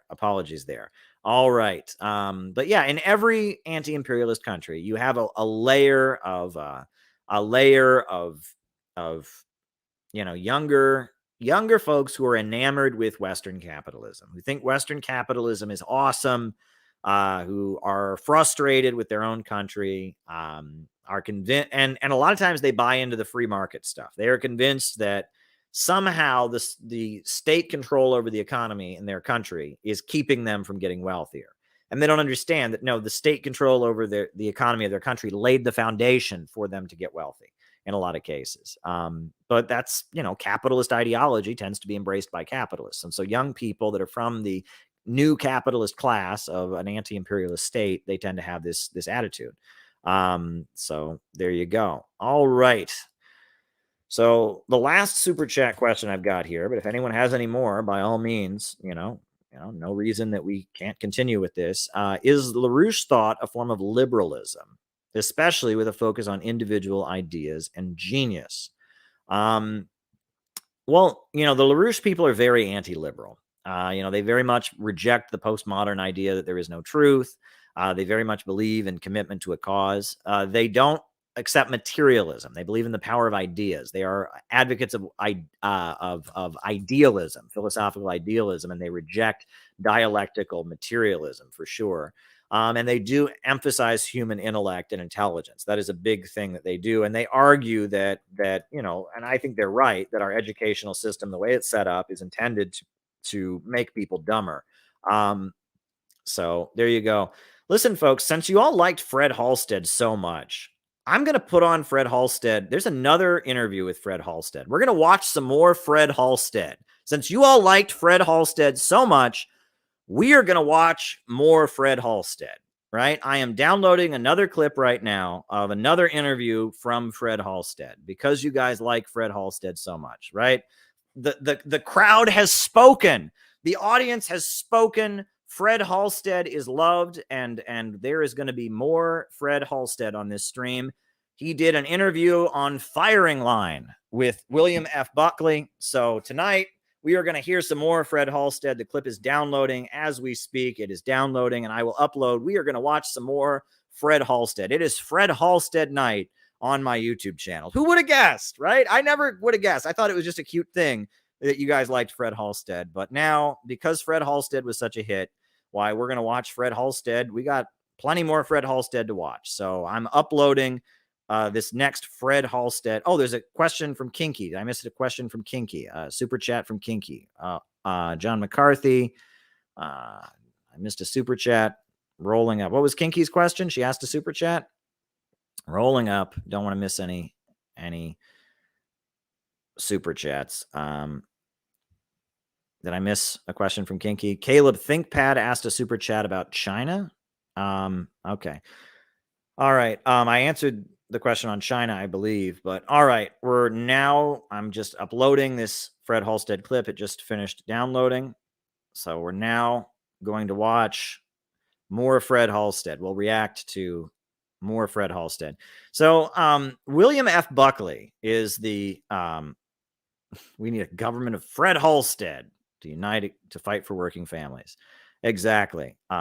Exactly. But anyhow, this is this show Firing Line. It was by a conservative, William F. Buckley. Interesting story. William F. Buckley started out as he was a conservative. He was an early neocon, and he started out on Pacifica Radio, right? That's a liberal left-wing network. And he had a show as a conservative, but he would bash like the John Birch Society and the far right. And he was a beginning of the political establishment in the United States trying to get control of like the far right wing.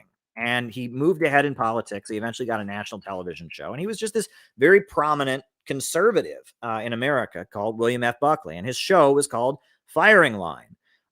So this is the episode of Firing Line where he brought on Fred Halstead when he was running for president in 1968. Right. So we'll skip through the introduction here. And here we are. Here's Fred. All right. Go ahead. Failures of socialism. And my purpose is not merely, therefore, to exchange views and disagreements, but also to study the manner in which the principal political heirs of Leon Trotsky in this country handle their case. It is my intention to share the hour with them, and the function of the chairman is to interrupt them if they start to hog the program, and to interrupt me if I start to hog it. Yes. William F. Buckley, who speaks like this, and he is just so wealthy. By the way, that accent that William F. Buckley has, that is back in the day in elite private schools, they would train rich kids to talk that way. That's called Mid-Atlantic. And they would train kids from wealthy families to speak that way. That's like the rich people accent. President Roosevelt spoke this way, and I'm speaking this way. They would train rich kids to talk that way. It's kind of interesting, but it's called Mid-Atlantic. And it's an American accent that sounds British, and it's how rich people would talk. I think it's kind of fascinating. And William F. Buckley was from money, but here we go. I should like to begin by asking Mr. Halstead whether his political doctrine instructs him when he is making a public appearance to act in any particular way toward the bourgeois imperialists he finds himself confronting. No, the object is to get the ideas across to as many people as possible, and to do so in a clear way. Mm-hmm. That's all.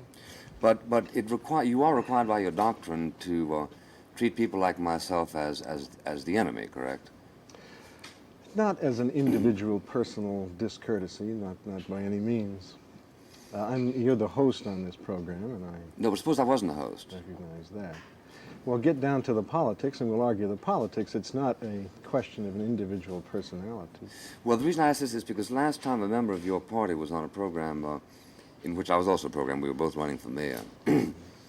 When I extended my hand, he said, well, I just want you to know that I want you to know that I disapprove of you before I shake your hand. I said, okay. And we went ahead and consummated that. But I wondered whether this was a sign of softness on his part that he should agree to shake hands. I shook hands. I shake hands with all kinds of people. I shook hands with Mayor Lindsay once, I mean, look how much like airtime was just wasted over that like personal spat that they just had. Like, he's like, oh, once someone from your party would not shake hands with me, Mr. Halstead. What is that? But what should China do to address people's discontent about the lockdowns? Well, they have to engage with the public. They have to find out what people are upset about, and they have to engage with them, right? And we don't know what the facts on the ground are about how the Chinese government is really operating. We don't know how widespread the dissent is. The Chinese government has to find out how widespread the dissent is, find out what is bothering people, and figure out a way to operate in accordance with the public's wishes. But I heard what was said by Nathan Rich and others, that the dissent is not as widespread as some people believe. That makes me ask the question, if the dissent is not really as widespread, how much do they actually need to change their policies? So we shall find out. But anyway, let's continue. I did get the question about Big Bill Haywood. I'll answer that. But if people have more super chats, they can bring them in. But I'm excited to expose you all to more Fred Halstead. I just wish Mr. Buckley would get to the point there. I don't care about, is it your duty to disrespect me? And that's Although I what don't works. agree with his politics at all. Yeah. In other words, you don't feel that it is part of your obligation, as I understand it is a part of the obligation of some of the militants today, to be intentionally rude or intentionally disruptive. I don't know that it's the obligation of any militant to be rude. I wish the capitalists would be gentlemanly toward us. Yeah. Occasionally they throw us in jail and things like that. Well, you can which understand really they isn't have a certain quite fair. prejudice against you, considering that you want to sort of, do away with capitalists. Not the individual human beings, the system. I suspect that even you would find a place in a socialist system. Maybe. Oh, sure. I'm a very good typist. I'm sure you'd have a lot of forms. Maybe lecturing. Yeah. On the past. Well, I'm sure I wouldn't have any trouble in making people homesick for the past. The reason that, of course, this is interesting is your party has been officially declared as subversive by the way, a Democrat. Yeah. Under a Democratic administration. Now, it is subversive, as I understand it, because it seeks to alter the government of the United States by other than specified means. And indeed, in your literature here, you refer to resorting to, quote, any means necessary, correct? Well, that's a quote from Malcolm X about the black people having the right to fight for their freedom by any means necessary. Well, this particular one was a quote from you. But well, if I said it, I was quoting Malcolm X because that comes from him. Well, I'm sure Socrates might have used any means necessary under some circumstances. But in other words, you do recognize that some means are illicit. Well, you have to use the means that are going to get you to your goal. If you want to make a revolution on behalf of the poor people and the oppressed and the working people, then you got to use the means which are actually going to accomplish that end. You can't use other means which are going to end you up someplace else. Well, suppose I could demonstrate to your satisfaction, that by assassinating, let's say, 20 or 30,000 people, you could accomplish your goal. Would you proceed to do so? I couldn't accomplish my goal by assassinating anybody. Now, wait a minute. That's not my goal. I'm giving you can't argue with a proposition by the laws of logic. I said, if I could show you that you could. It's exactly that point, you see, that I was trying to get at when I pointed, this is a philosophical point, that the means must get to the end. You got to use the means which are going to get you to the end. No. Assassinating people isn't going to get you to the end that I got in mind. But if this is a really common trick that anti-communists use, by the way. Destiny tried to pull this one on me too. Right? He tried to do, it's a really, really common argument. It's like you explain that you want to nationalize industries. And they're like, well, what if the owner of the industry won't give it up? And then you say, well, under, the law, we have nationalized it. Blah, blah. Yeah, but what if he refuses to go along with it? And then you say, well, we would enforce the law, blah, blah, blah, blah, blah. And then they say, so, and what would be the penalty for, and they try to get you to, and then as soon as they get you to admit that you want, you would put someone in jail or something, they're like, wow, you're so authoritarian. This is a really common trick, right? They get communists to admit that we want to enforce laws, just like every society in history, and try to use that as, wow, you want to put people in jail for not agreeing with you. It's a nasty rhetorical device, because coming from us, because we're communists, any law enforcement that we would advocate is viewed as if it's gulags and concentration camps. It's a really nasty rhetorical device. If it did get you, what I'm asking you is there anything? If I don't want to grant, is there anything in your doctrine that proscribes political assassination? Yes. What? We don't think it's a good tactic, and we're against it. I'm against it, for one thing, because I happen to be a presidential candidate.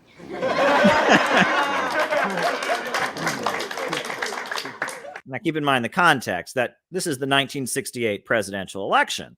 And in 1968, there was, what's his name? The third party candidate, the Southern guy, George Wallace, was shot. Richard Nixon was running for president against Hubert Humphrey, the Democrats. And then George Wallace was the ultra right wing conservative candidate. And George Wallace was actually shot.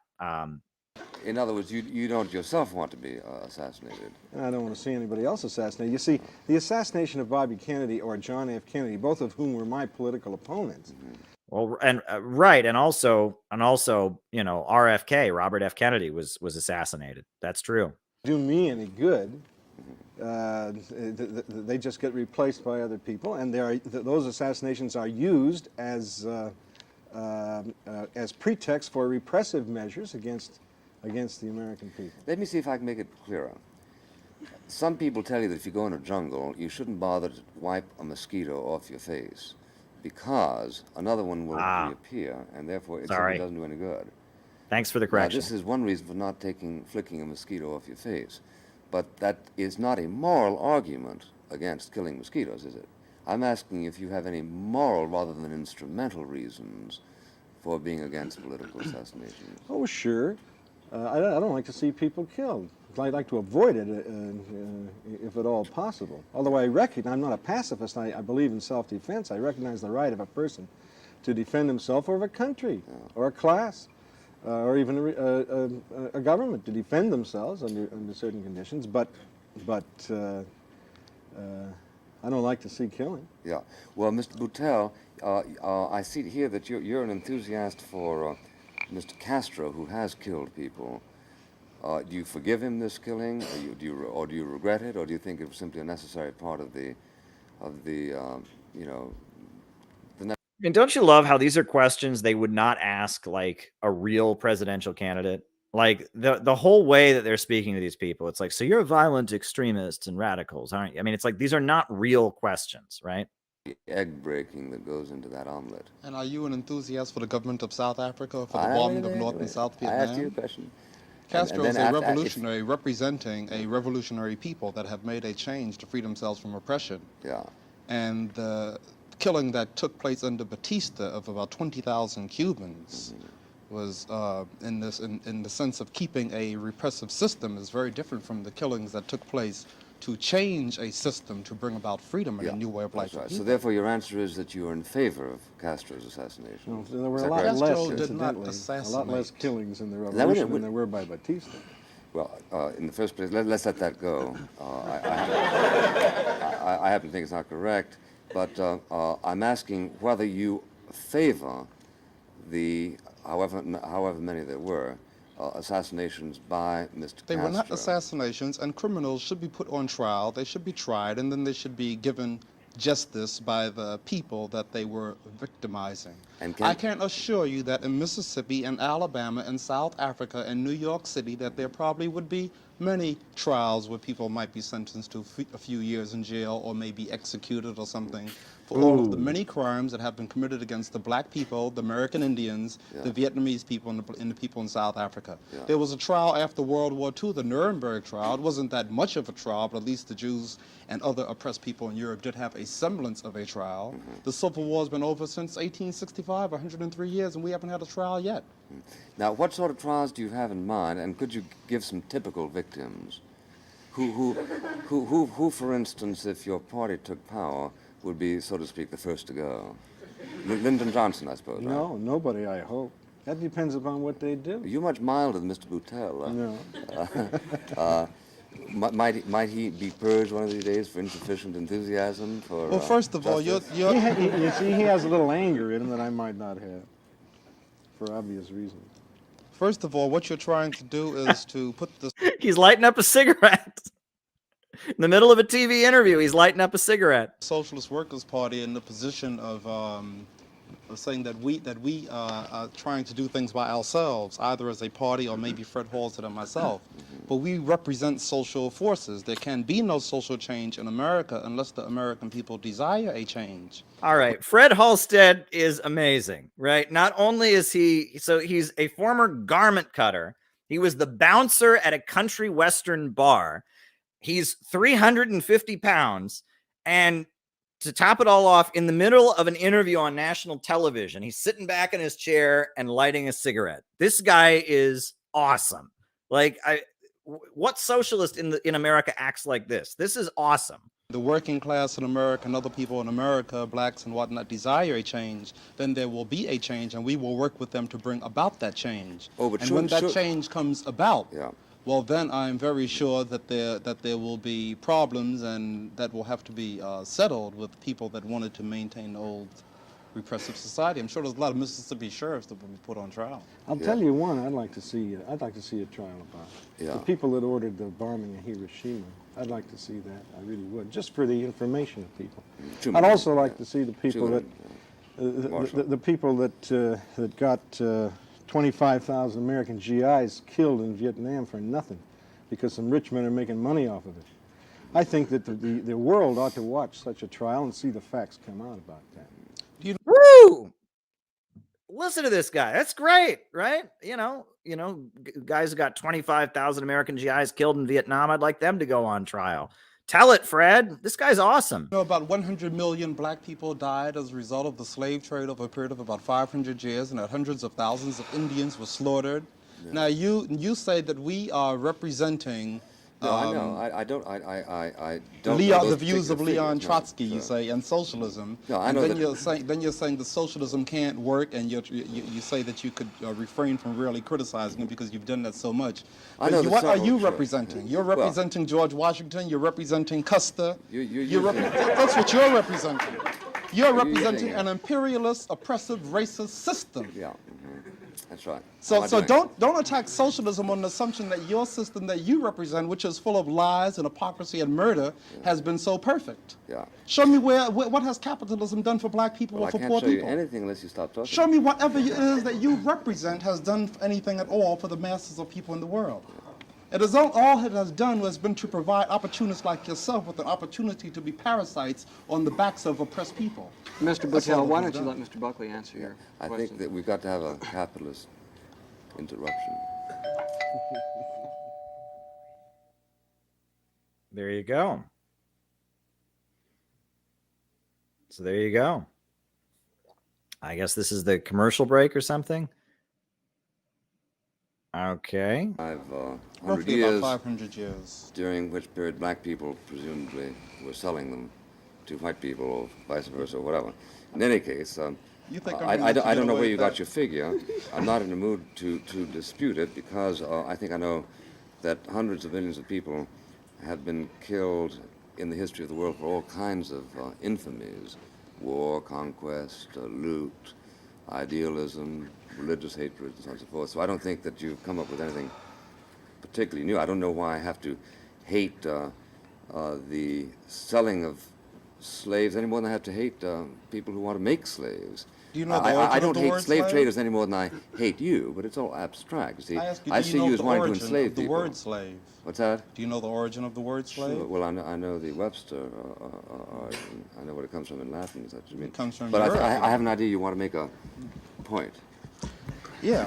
Well, the point that I want to make is that, first of all, when you are trying to slander it by saying that it was black people that were responsible for black people being here in slavery, there were certain black tribes, certain chiefs that did participate in the slave trade, but there were also Europeans that sold Europeans into slavery for many years. The first slaves brought to America were white. As a matter of fact, since you are Irish, even though I know many Irish revolutionaries that wouldn't identify with you at all, but it was Irish people that were brought here as slaves too to this country.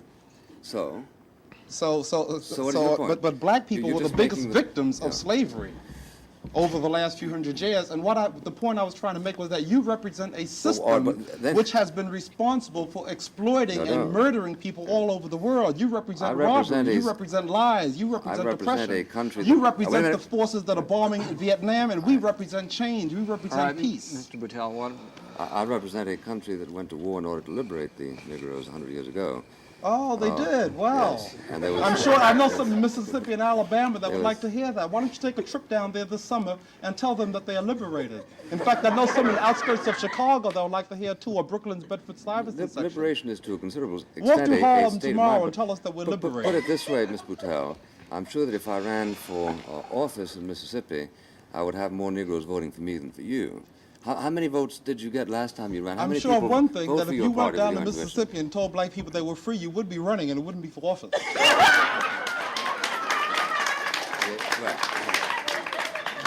I think it altogether possible that the people you speak about representing are unconvinced by your analysis. This is interesting. Now, Now, Buckley, this is what he's done: is he's changed the conversation to make it a racial conversation with the vice presidential candidate of the Socialist Workers Party. And he's sitting there, frowning and smirking, and he's trying to kind of polarize his audience and get white suburban viewers to think, oh, this crazy black radical is yelling at him. This is he's trying to turn it around, and this is the era of Nixon and white backlash and all of that. This is the way William F. Buckley is replying with his little snide comments and making the candidate angrier. He's manipulating things. He's framing this for his audience. It's very interesting. Population of Mississippi were to decide to loathe this country and its traditions and its history and its past as vigorously as you enjoin it to do, it seems to me we'd have heard about it, right? Presumably, you're not going to be so anti-Negro as to suggest that people would voluntarily live in Mississippi if the conditions there were so ignoble.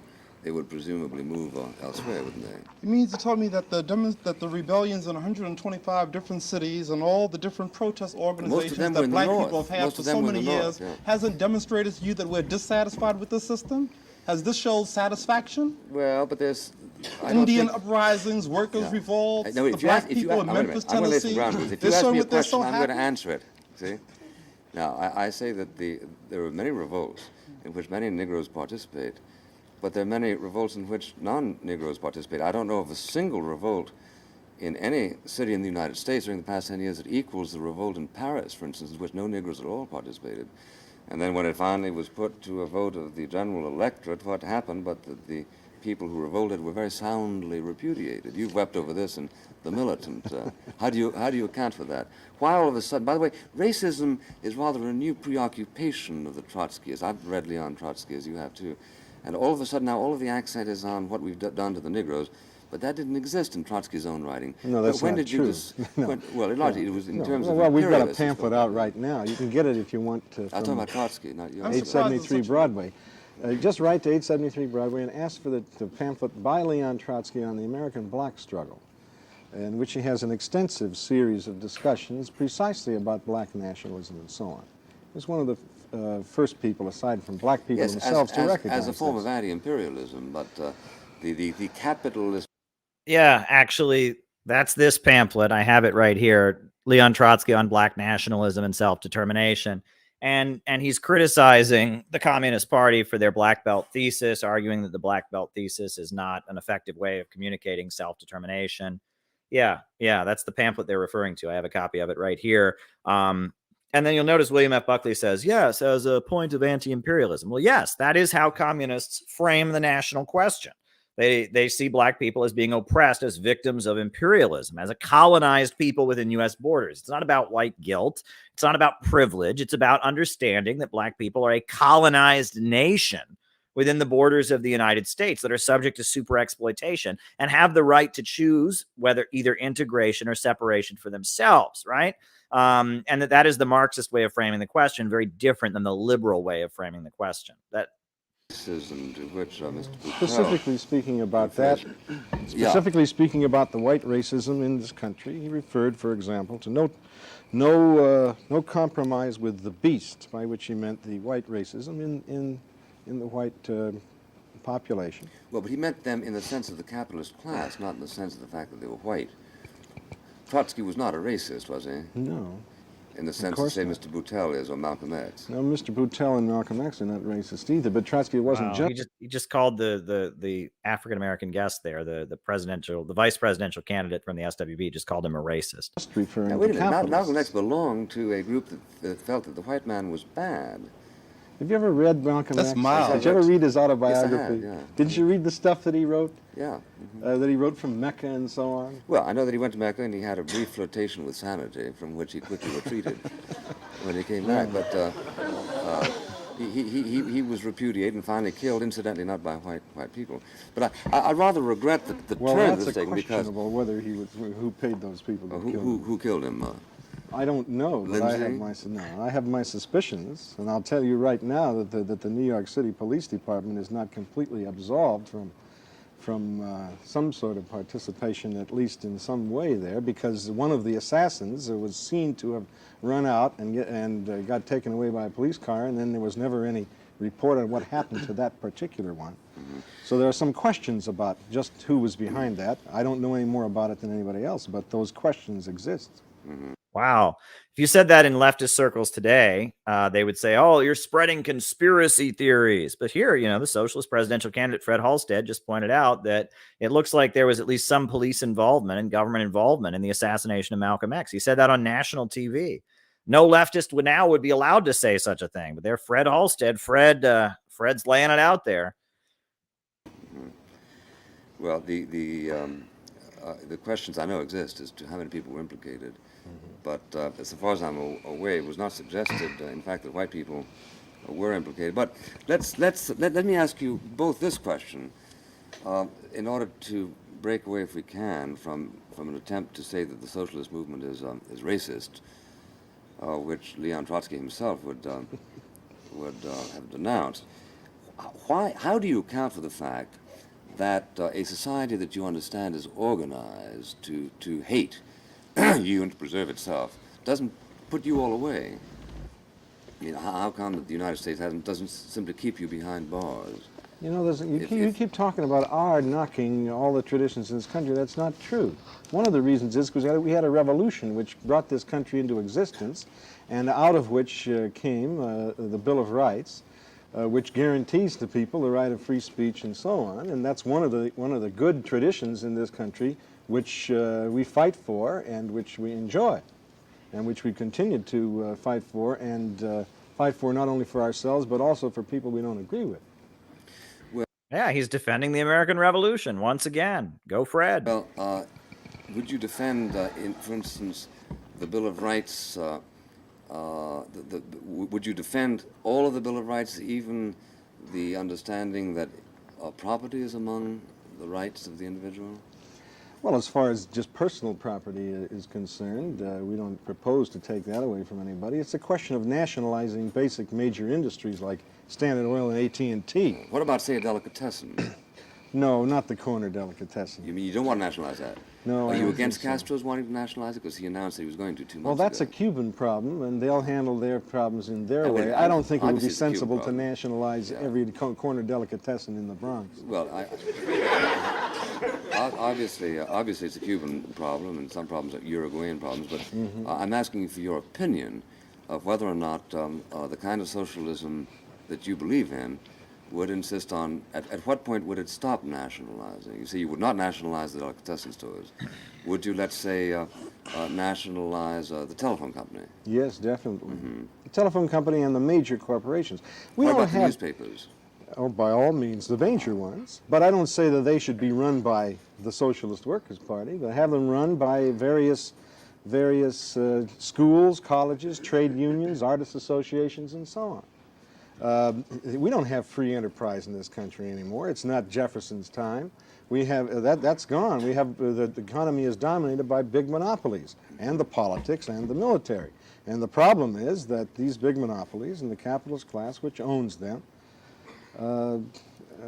sends the military off as the private protection agency of their investments overseas and gets a lot of ordinary American GIs killed for somebody else's profits. Well, if we're prepared to send 500,000 people to Vietnam to kill communists there, why don't we send just a few here to kill you? If we feel no moral scruples about this kind of thing. Well, you see, are we just inconsistent? That would be more sensible, incidentally, although I hope nobody goes around trying to kill me. But I'll tell you, if you're worried about communism coming to the United States, you shouldn't be off killing Vietnamese. You got to worry about people that look like him and me. You got to be worried about me, as a matter of fact. Well, worry me. How many votes do you think it likely? How many people do you think it's likely that you're going to appeal to with your analysis, which some people consider sort of sick, of this country? Well, put it this way: who's conspiring you? Who's conspiring to keep you from winning over a majority of the American people to your position, since they're the ones who are oppressed, right?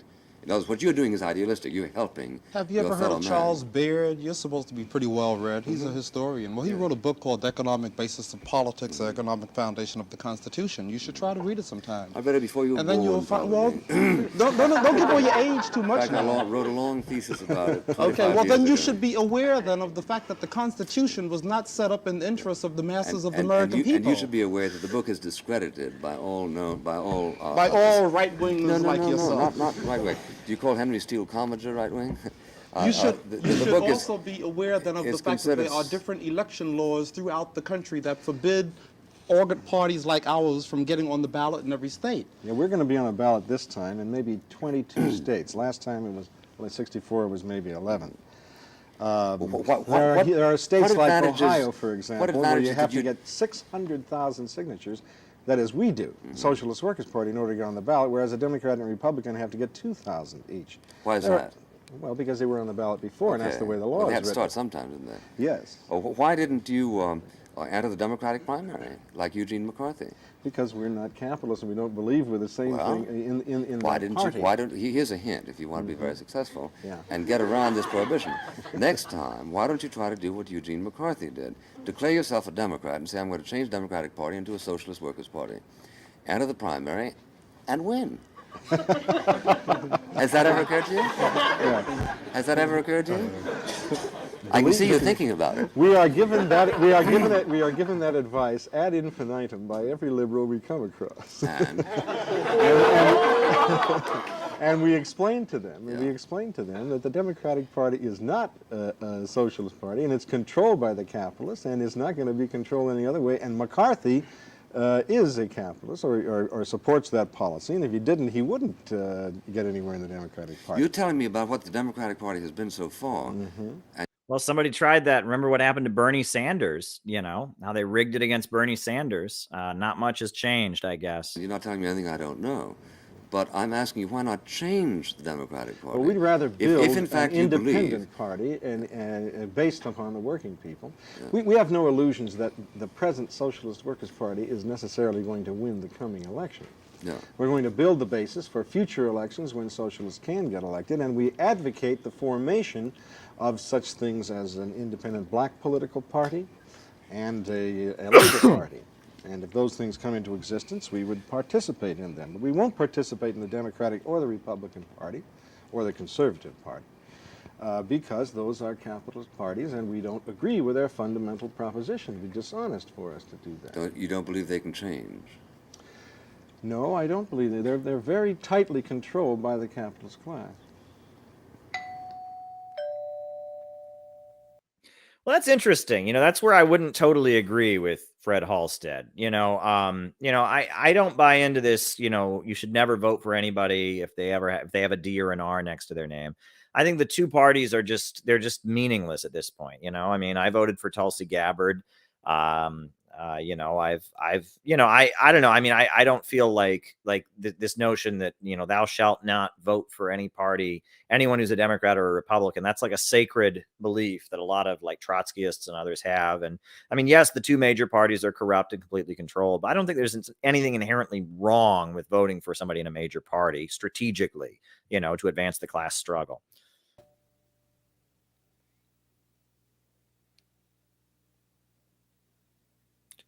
I guess this is where the commercial break was, right?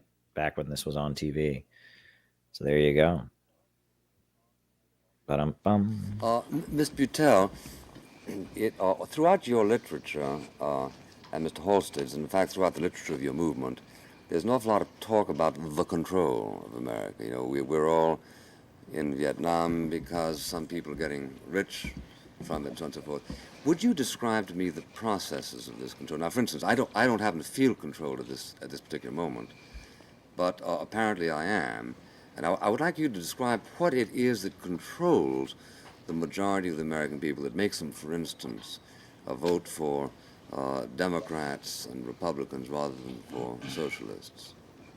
Well, first of all, Woodrow Wilson gave some speeches in 1912, and they're in a book called The New Freedom, written in 1913, published in 1913 by Doubleday. And in that book, he said, the truth is we're all caught in a great economic system which is heartless. The masters of the United States government are the combined capitalists and manufacturers thereof. Now, as far as the war in Vietnam is concerned, that war in Vietnam is being fought in the interest of the capitalist rulers of this country. Why? Because of the profits, the wealth of Southeast Asia. Now, I'm not going to quote to you from a radical source. I'm going to give you from the horse's mouth. Now, first of all, you could read U.S. Business, put out by the Chamber of Commerce, Washington, D.C., representing 4,750,000 companies, business, and professional men in America.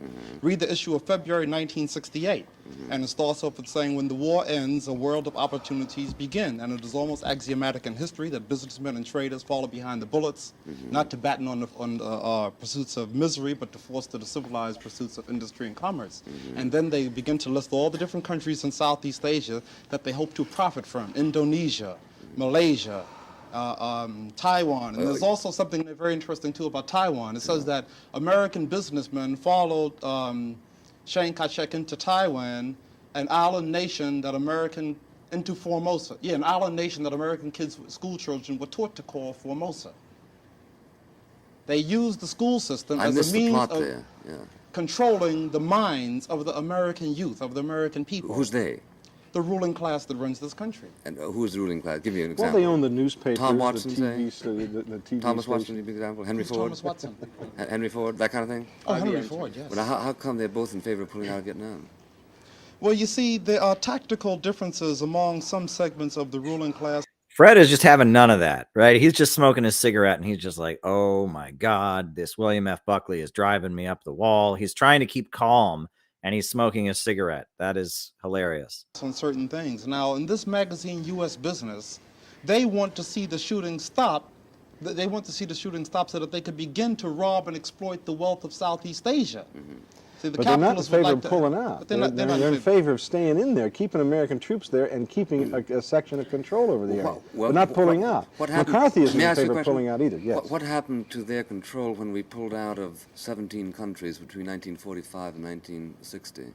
A very interesting thing. Very interesting. Yes, there was some mass uprisings among American GIs that contributed to that. I happen to be one of them.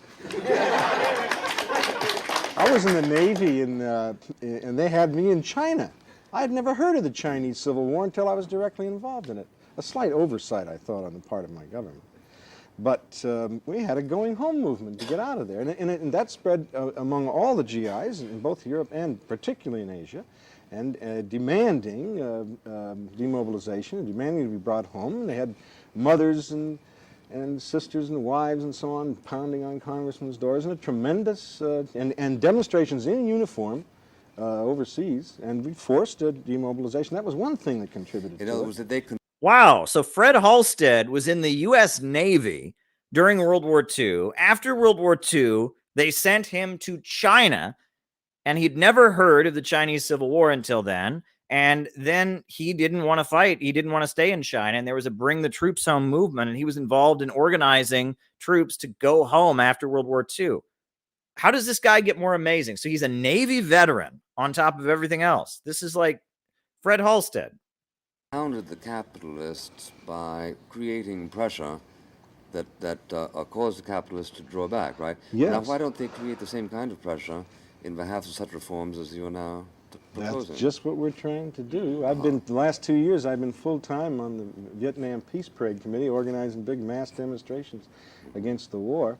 I don't exclude that the present capitalist government can be forced to pull out of Vietnam. That'll only be one reform. They'll get into someplace else after that. Yeah. But I'm all for it. Who was it that put pressure on us to pull out of the Philippines? Was that one of your accomplishments also?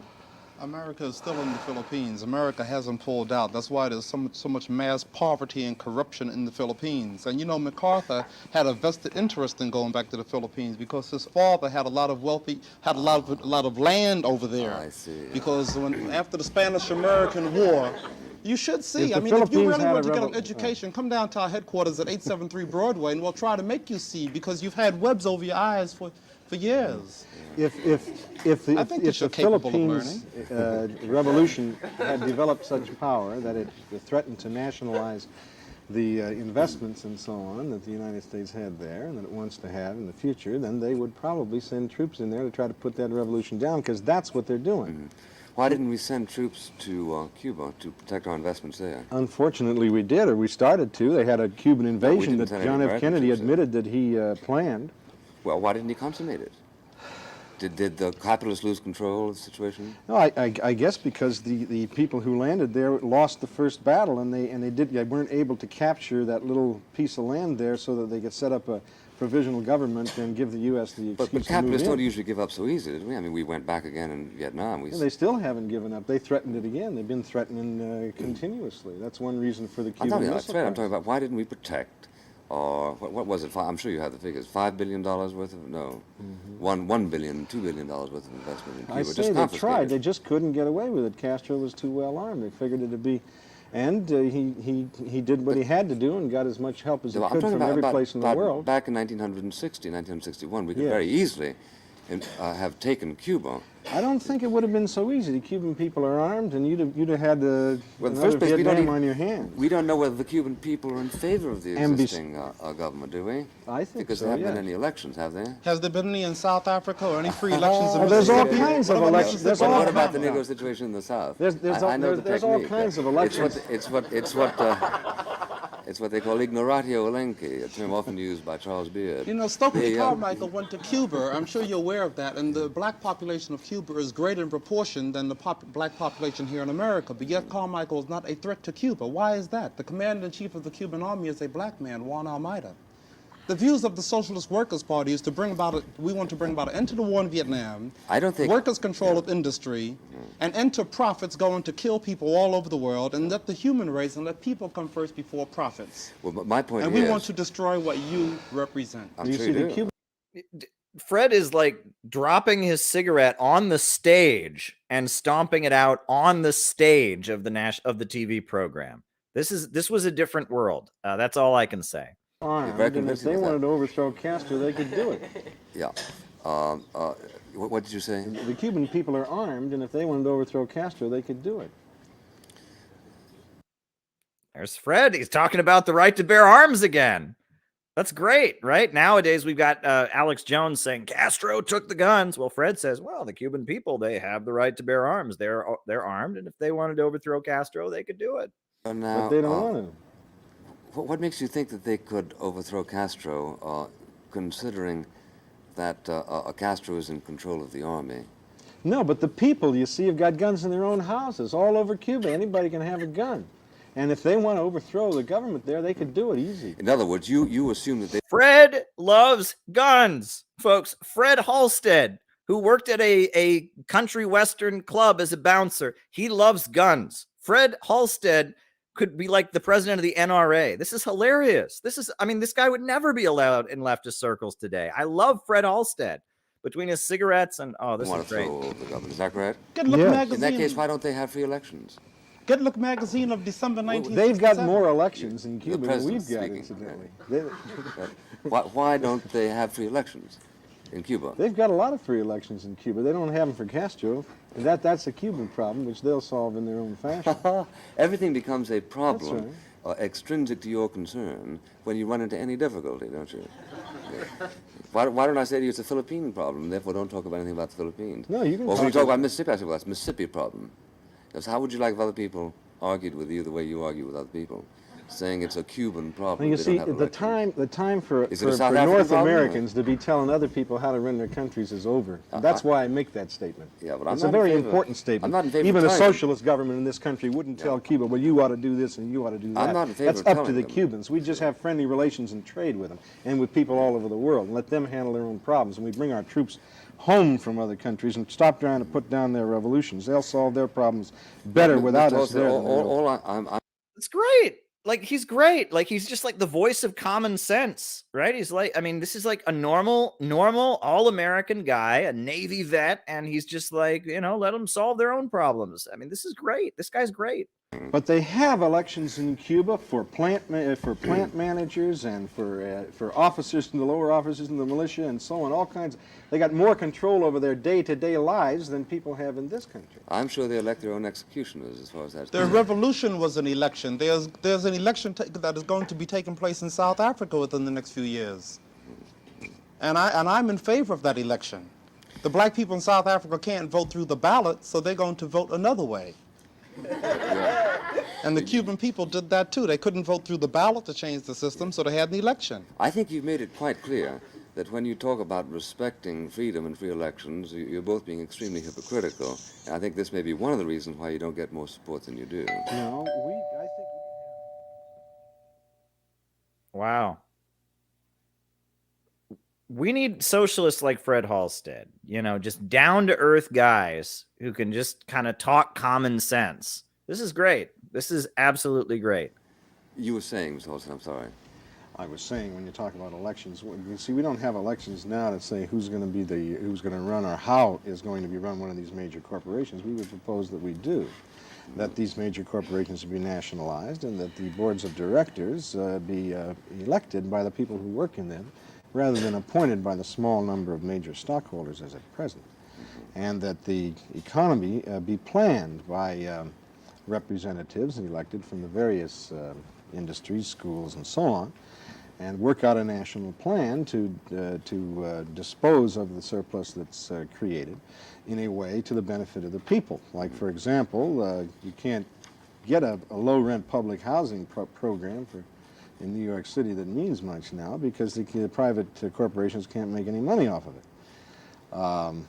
Instead, we spend this $30 billion a year in Vietnam. There's no reason why that can't be spent here to solve the problems of our central cities. But I don't think it can be done without a planned economy and without democratizing the monopoly situation that we've got now. What kind of a planned economy? Very good. Not just worker co-ops, but a planned economy. Society, do you approve of the Soviet society, notwithstanding your dogmatic differences with straight communism?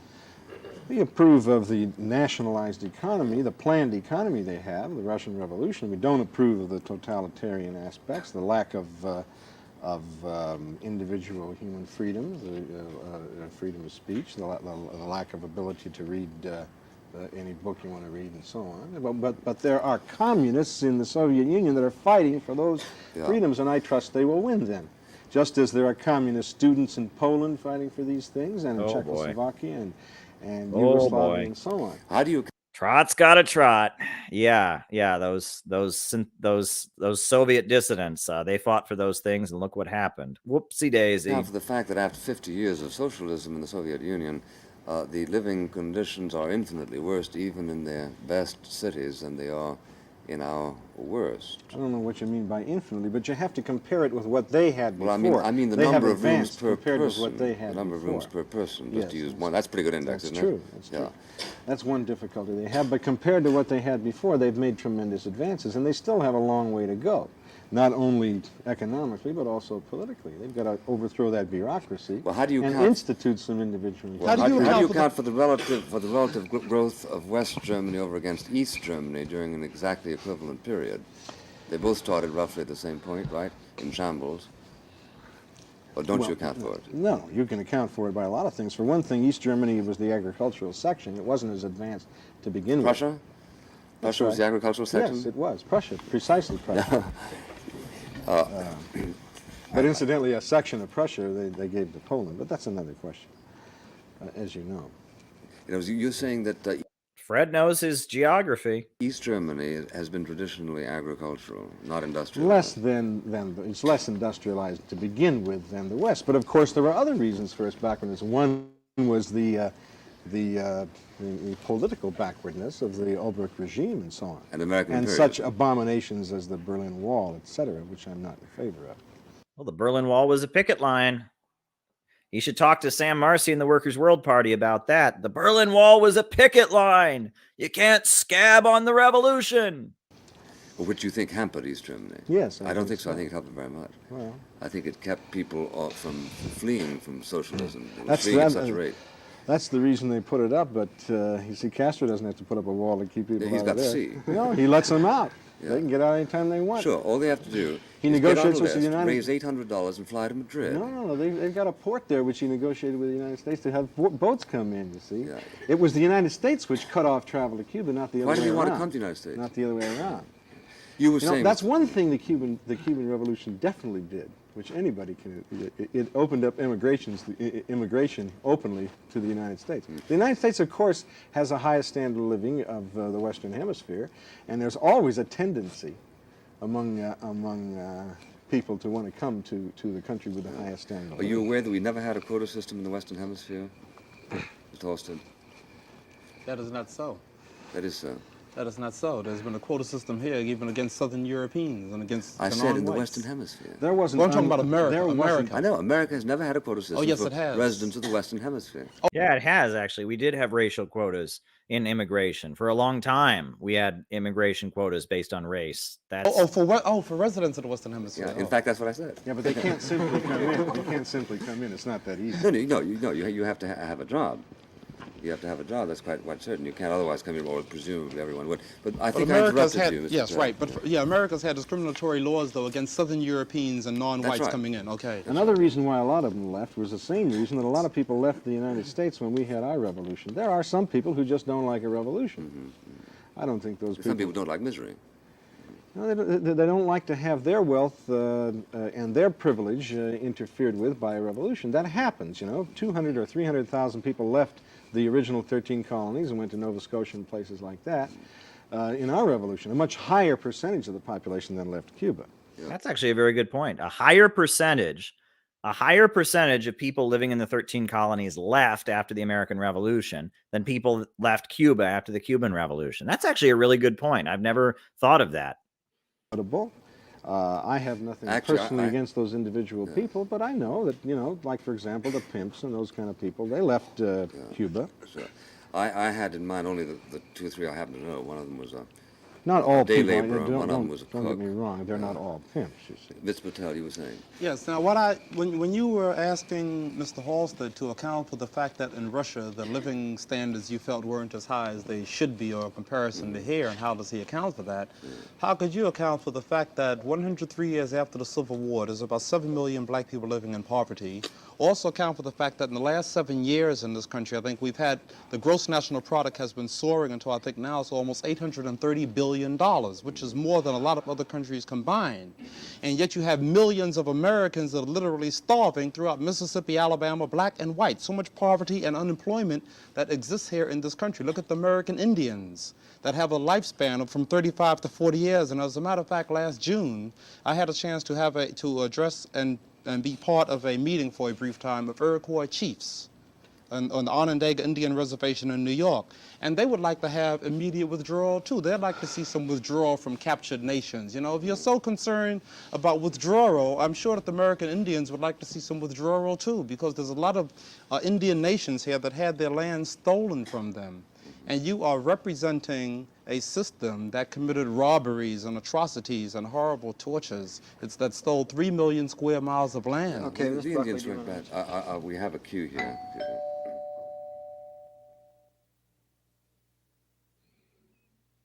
This is certainly entertaining. Yeah, after this is over, I'll answer more the remaining super chat questions. Have no fear. And if you have more super chats, I'll answer them after this is over. So there we go. You guys liked Fred Halstead so much that, we're watching Fred. There you go. There you go. They don't make them like they used to, right? Fred Halstead, very laid back, soft-spoken socialist. Oh, is it over? No, it's not over. It's not over. I was worried it was over because that commercial blackout went on for some time.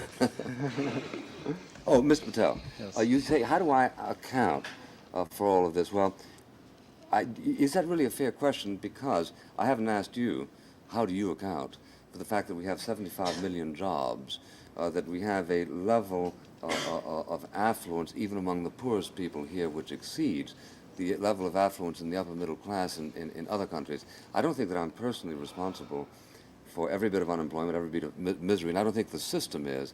I simply think that no government has ever devised a system in which poverty simply doesn't exist, or misery of any kind. I think that the genius of the capitalist system is not in what it hasn't accomplished, but in what it has accomplished. There's a question over here. This is to Mr. This is to Mr. Halstead. You said that you're in favor of nationalizing the newspapers. In that instance, would Mr. Buckley... Those are big capitalist enterprises. Go on. Oh, well, do you consider the National Review a big capitalist enterprise? And would Mr. Buckley be able to print his views? Yes, I don't see why not. Even though they're adverse to yours. Well, I don't see why why under a socialist system he shouldn't be able to put out as many copies as we put out of our socialist paper now. Expressing whatever view, expressing whatever view he wants. Yes, we'll take the Daily News and let him have the militant. Why can't the Daily News presumably print I'd what get it the wants readership, to? though. The militant would then... No, I'm not saying the paper, the resources, you see. Why can't the Daily News or the New York Times or the Philadelphia Inquirer print what they want to print? And why would you take them over?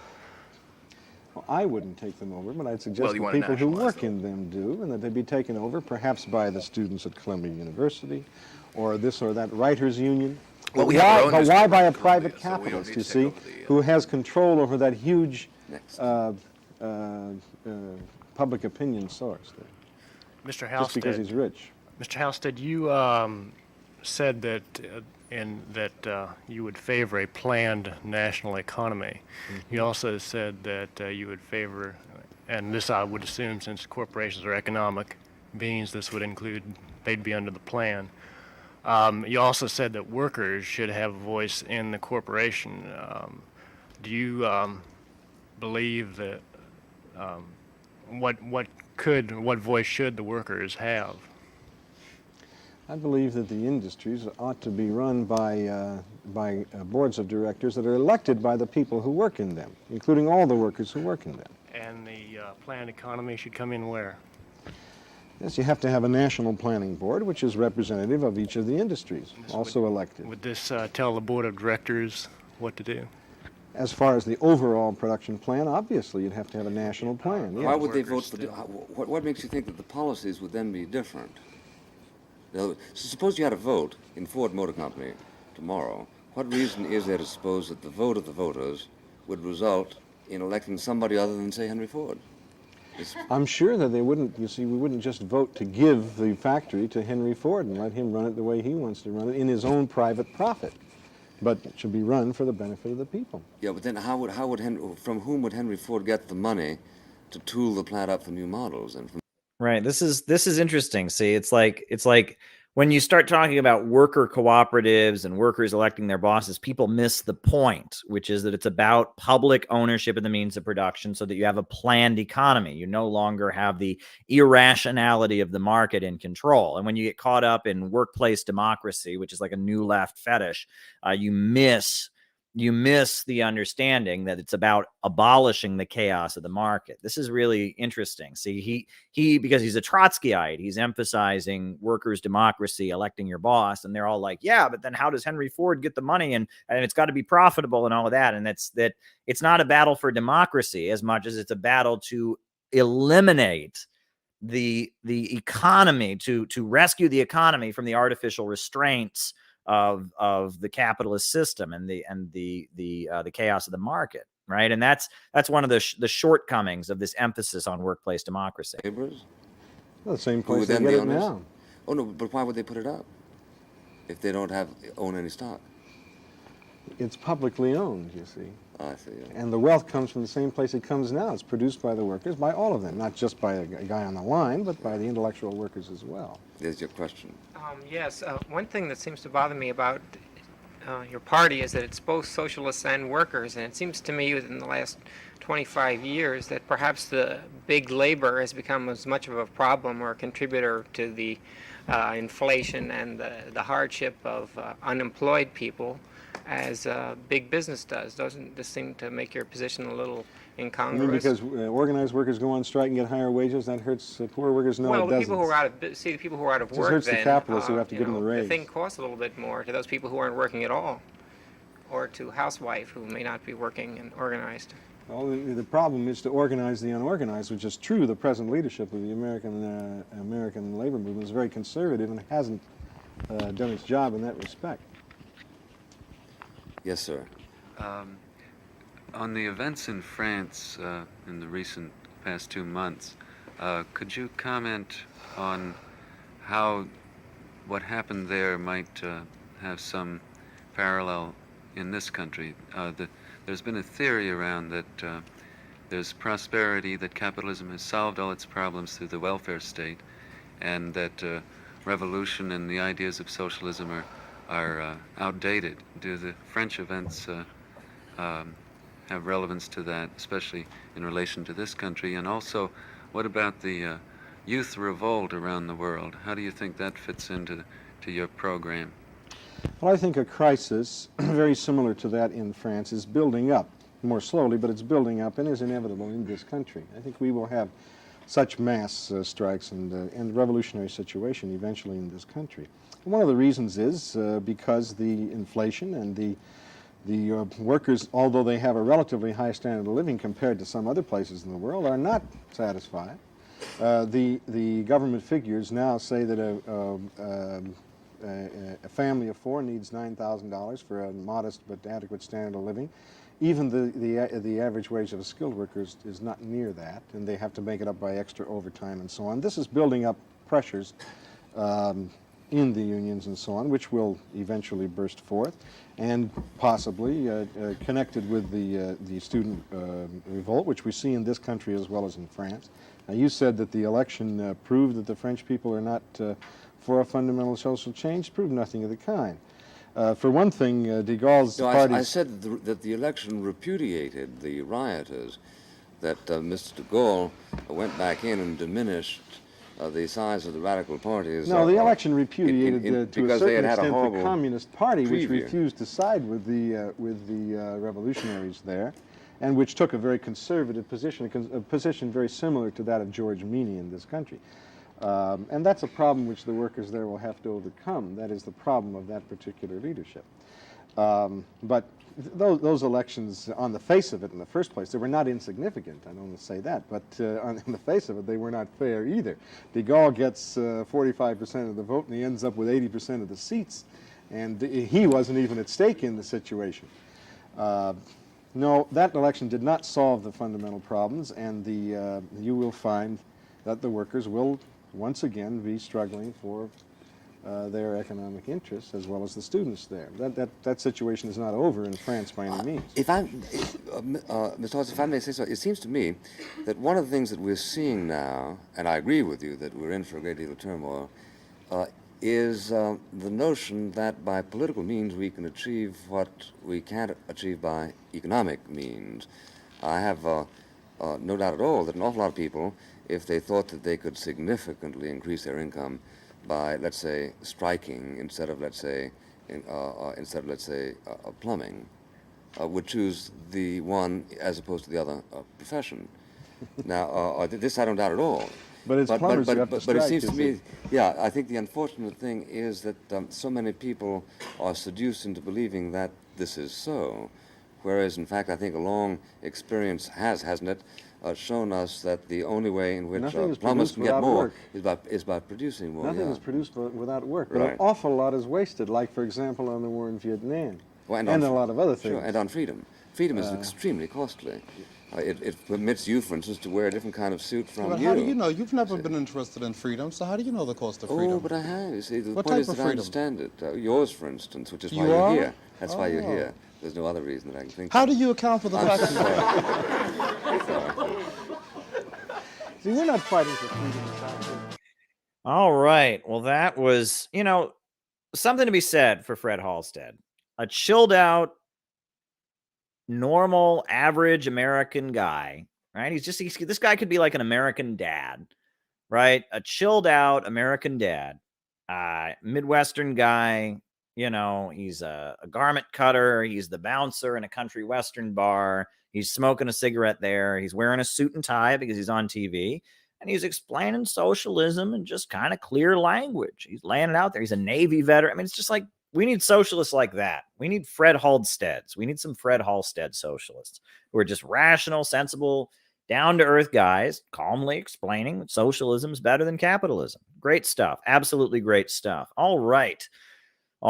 So first super chat question that we've got left here is someone asked about Big Bill Haywood. Well, Big Bill Haywood, he was a leader of the Wobblies, of the IWW and the miners' unions in Colorado. He led miners on strike, and he actually became a very big supporter of the Russian Revolution. And from what I understand, he died in Soviet Russia. He moved to Soviet Russia, and he was there for a couple of years before he died.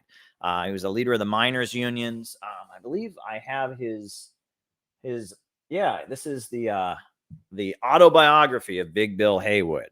This is International Publishers. This is his life story, published by the Communist Party. He died in the Soviet Union, but he was a leader of the Industrial Workers of the World, the IWW, a leader of the labor movement in America, of the miners, a union militant, if there ever was such a thing. Big Bill Haywood, an iconic figure in American history. And the next question, can you give examples of class collaboration? Well, sure, right? The idea that the working class will make the revolution all by itself and not have an alliance with any other forces or any other classes is something that's been very much repudiated by the history of Marxism.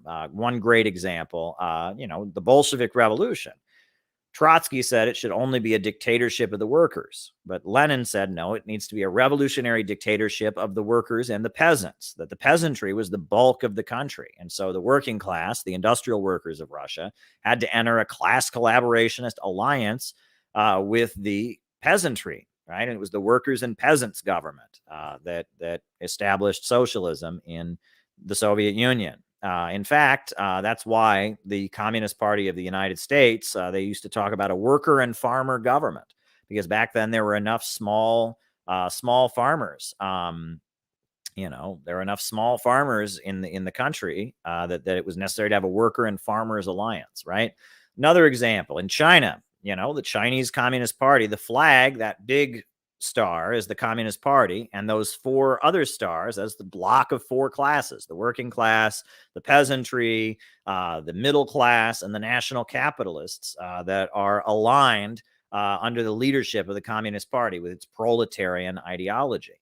Often there are middle class elements, small business owners who come over to the side of the revolution, right? And that class collaboration goes on.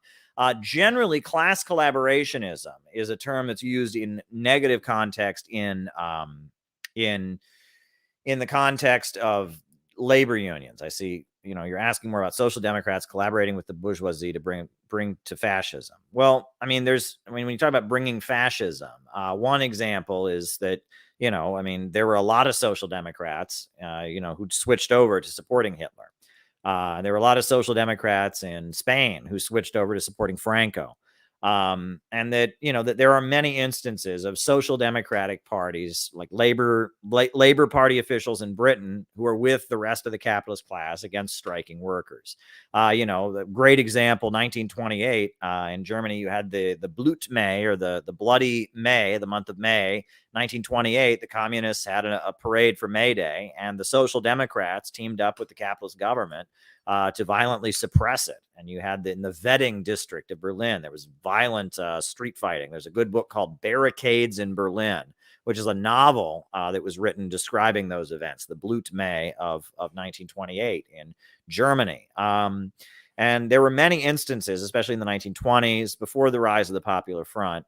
In the late 30s, the communists and social democrats were aligning against fascism. But in the early 30s and the 1920s, the social democrats said our main enemy is on the left. The labor unions in the United States that were a part of the American Federation of Labor, they banned any communist from being a member of their labor union. The AFL outlawed communists from joining their unions, and the Communist Party was forced to start the Trade Union Unity League, their own labor union federation that organized the unorganized and industrial workers and unskilled workers, because of the fact that the AFL banned communists from participating and refused to organize the unorganized. There's many instances of this. I mean, a great example of class collaboration is how the Democratic Party gets a lot of money and donations from labor unions. Labor unions spend their members' money, their hard-earned dues that their members are paying in. Their union dues are spent not fighting on the job for better conditions, not organizing new unions at places like Walmart and Amazon. A lot of hard-earned union members' dues are spent putting money directly into the pocket of the Democratic Party. And that is a shame. That's absolutely a shame. That the labor bureaucracy's relationship with the Democratic Party. That's a great example of negative class collaboration, right? A class collaborationist united front in an anti-imperialist struggle or revolution is one thing, but overall, right, there are entities like the labor bureaucracy, like social democracy, that are to attach popular struggles and the labor movement of the people to the capitalist class and to restrain them and to bring them back into the bourgeois political process, right? And that's something that communists struggle against, right? That's when What Is to Be Done, Lenin writes about spontaneity and how spontaneity on its own is not going to lead to a revolution. That left to its own devices, the working class is only going to have a basic trade union consciousness of fighting for its direct conditions. You have spontaneous uprisings, but if these spontaneous uprisings, if you don't have communists intervening in those spontaneous uprisings, they'll just kind of inevitably go back into the leadership of reformists and people that will take them back into the system. And that spontaneous uprisings become a vehicle. They basically become co-opted and hijacked by the ruling class. More streams on labor history. Well, that's a good idea. Labor history movie streams. There we go. And the railroad workers strike. Well, I talked about that earlier. Got to do everything we can to support those railroad workers. And that Joe Biden, made them promises he didn't fulfill. And, the labor movement in this country is not in good shape. The labor unions are weakened. They're weakened by decades of anti-labor legislation, but they're primarily weakened by the fact that the leadership of the labor unions believes in capitalism and believes in imperialism. And because of that, every labor union contract generally begins with a statement that, labor and capital, labor and management are just as necessary. But that's not the attitude that labor unions began with. Originally the Wobblies, they wouldn't even sign contracts with the bosses because they said, we don't need the bosses need us. That was a chant they used to have. We don't need the bosses need us. We don't need the bosses need us, right? That was the idea. And, class collaborationism has really, defined labor leadership, and that is a restraint on the labor movement. And that the labor movement doesn't have a struggle attitude. It has an attitude that somehow they can exist as an institution within capitalism. And it's those of us, who are revolutionaries, we have the attitude that no, the working class and the anti-imperialist forces around the world have a common destiny in defeating capitalism and imperialism. And there's a whole history of starting in the 1950s when the Taft-Hartley and the Taft-McCarran Act kicked communists out of the unions, the unions began to have a relationship with American intelligence. You can read about the Solidarity Center and the Solidarity House, which was a place that the CIA started using the UAW's leadership and the leadership of the AFL-CIO for intelligence operations, and that the liberal wing of the CIA and the labor movement, walked hand in hand with each other. And collaborated. And that was a blatant example of imperialism and its activities. So it's something to be aware of, and that ultimately the destiny of the American working class is not with the American imperialists. It's with the workers around the world and with the global struggle against imperialism. Labor unions in America ought to be teaming up with Iran and Venezuela and Cuba and Russia and China as their allies, not the CIA, not American corporations, right? The same corporations, big oil companies and big monopolies that want to crush Russia and China and Venezuela and Iran, they also want to crush the workers of America. And they have been crushing the workers of America. And this alliance between the labor bureaucracy and the imperialists has been devastating. As the labor unions have become more and more close with the CIA and with American imperialism, with the Democratic Party, they've been getting weaker and weaker and weaker. So the future of labor is in an anti-imperialist alliance with the working class. And that was something that was realized, in Detroit, there was a group called DRUM, the Dodge Revolutionary Union Movement. It was black auto workers who took over their union and made it anti-imperialist and had solidarity strikes supporting Palestine and supporting the people of Yemen and other countries, right? And that when labor is strong is when it's dominated by anti-imperialism. So there you go. And I think that's all we've got to talk about for tonight. It's been fun. Glad to introduce you all to Fred Halstead. I'll be back tomorrow night. It's been fun, and we'll talk soon. Thanks, everybody.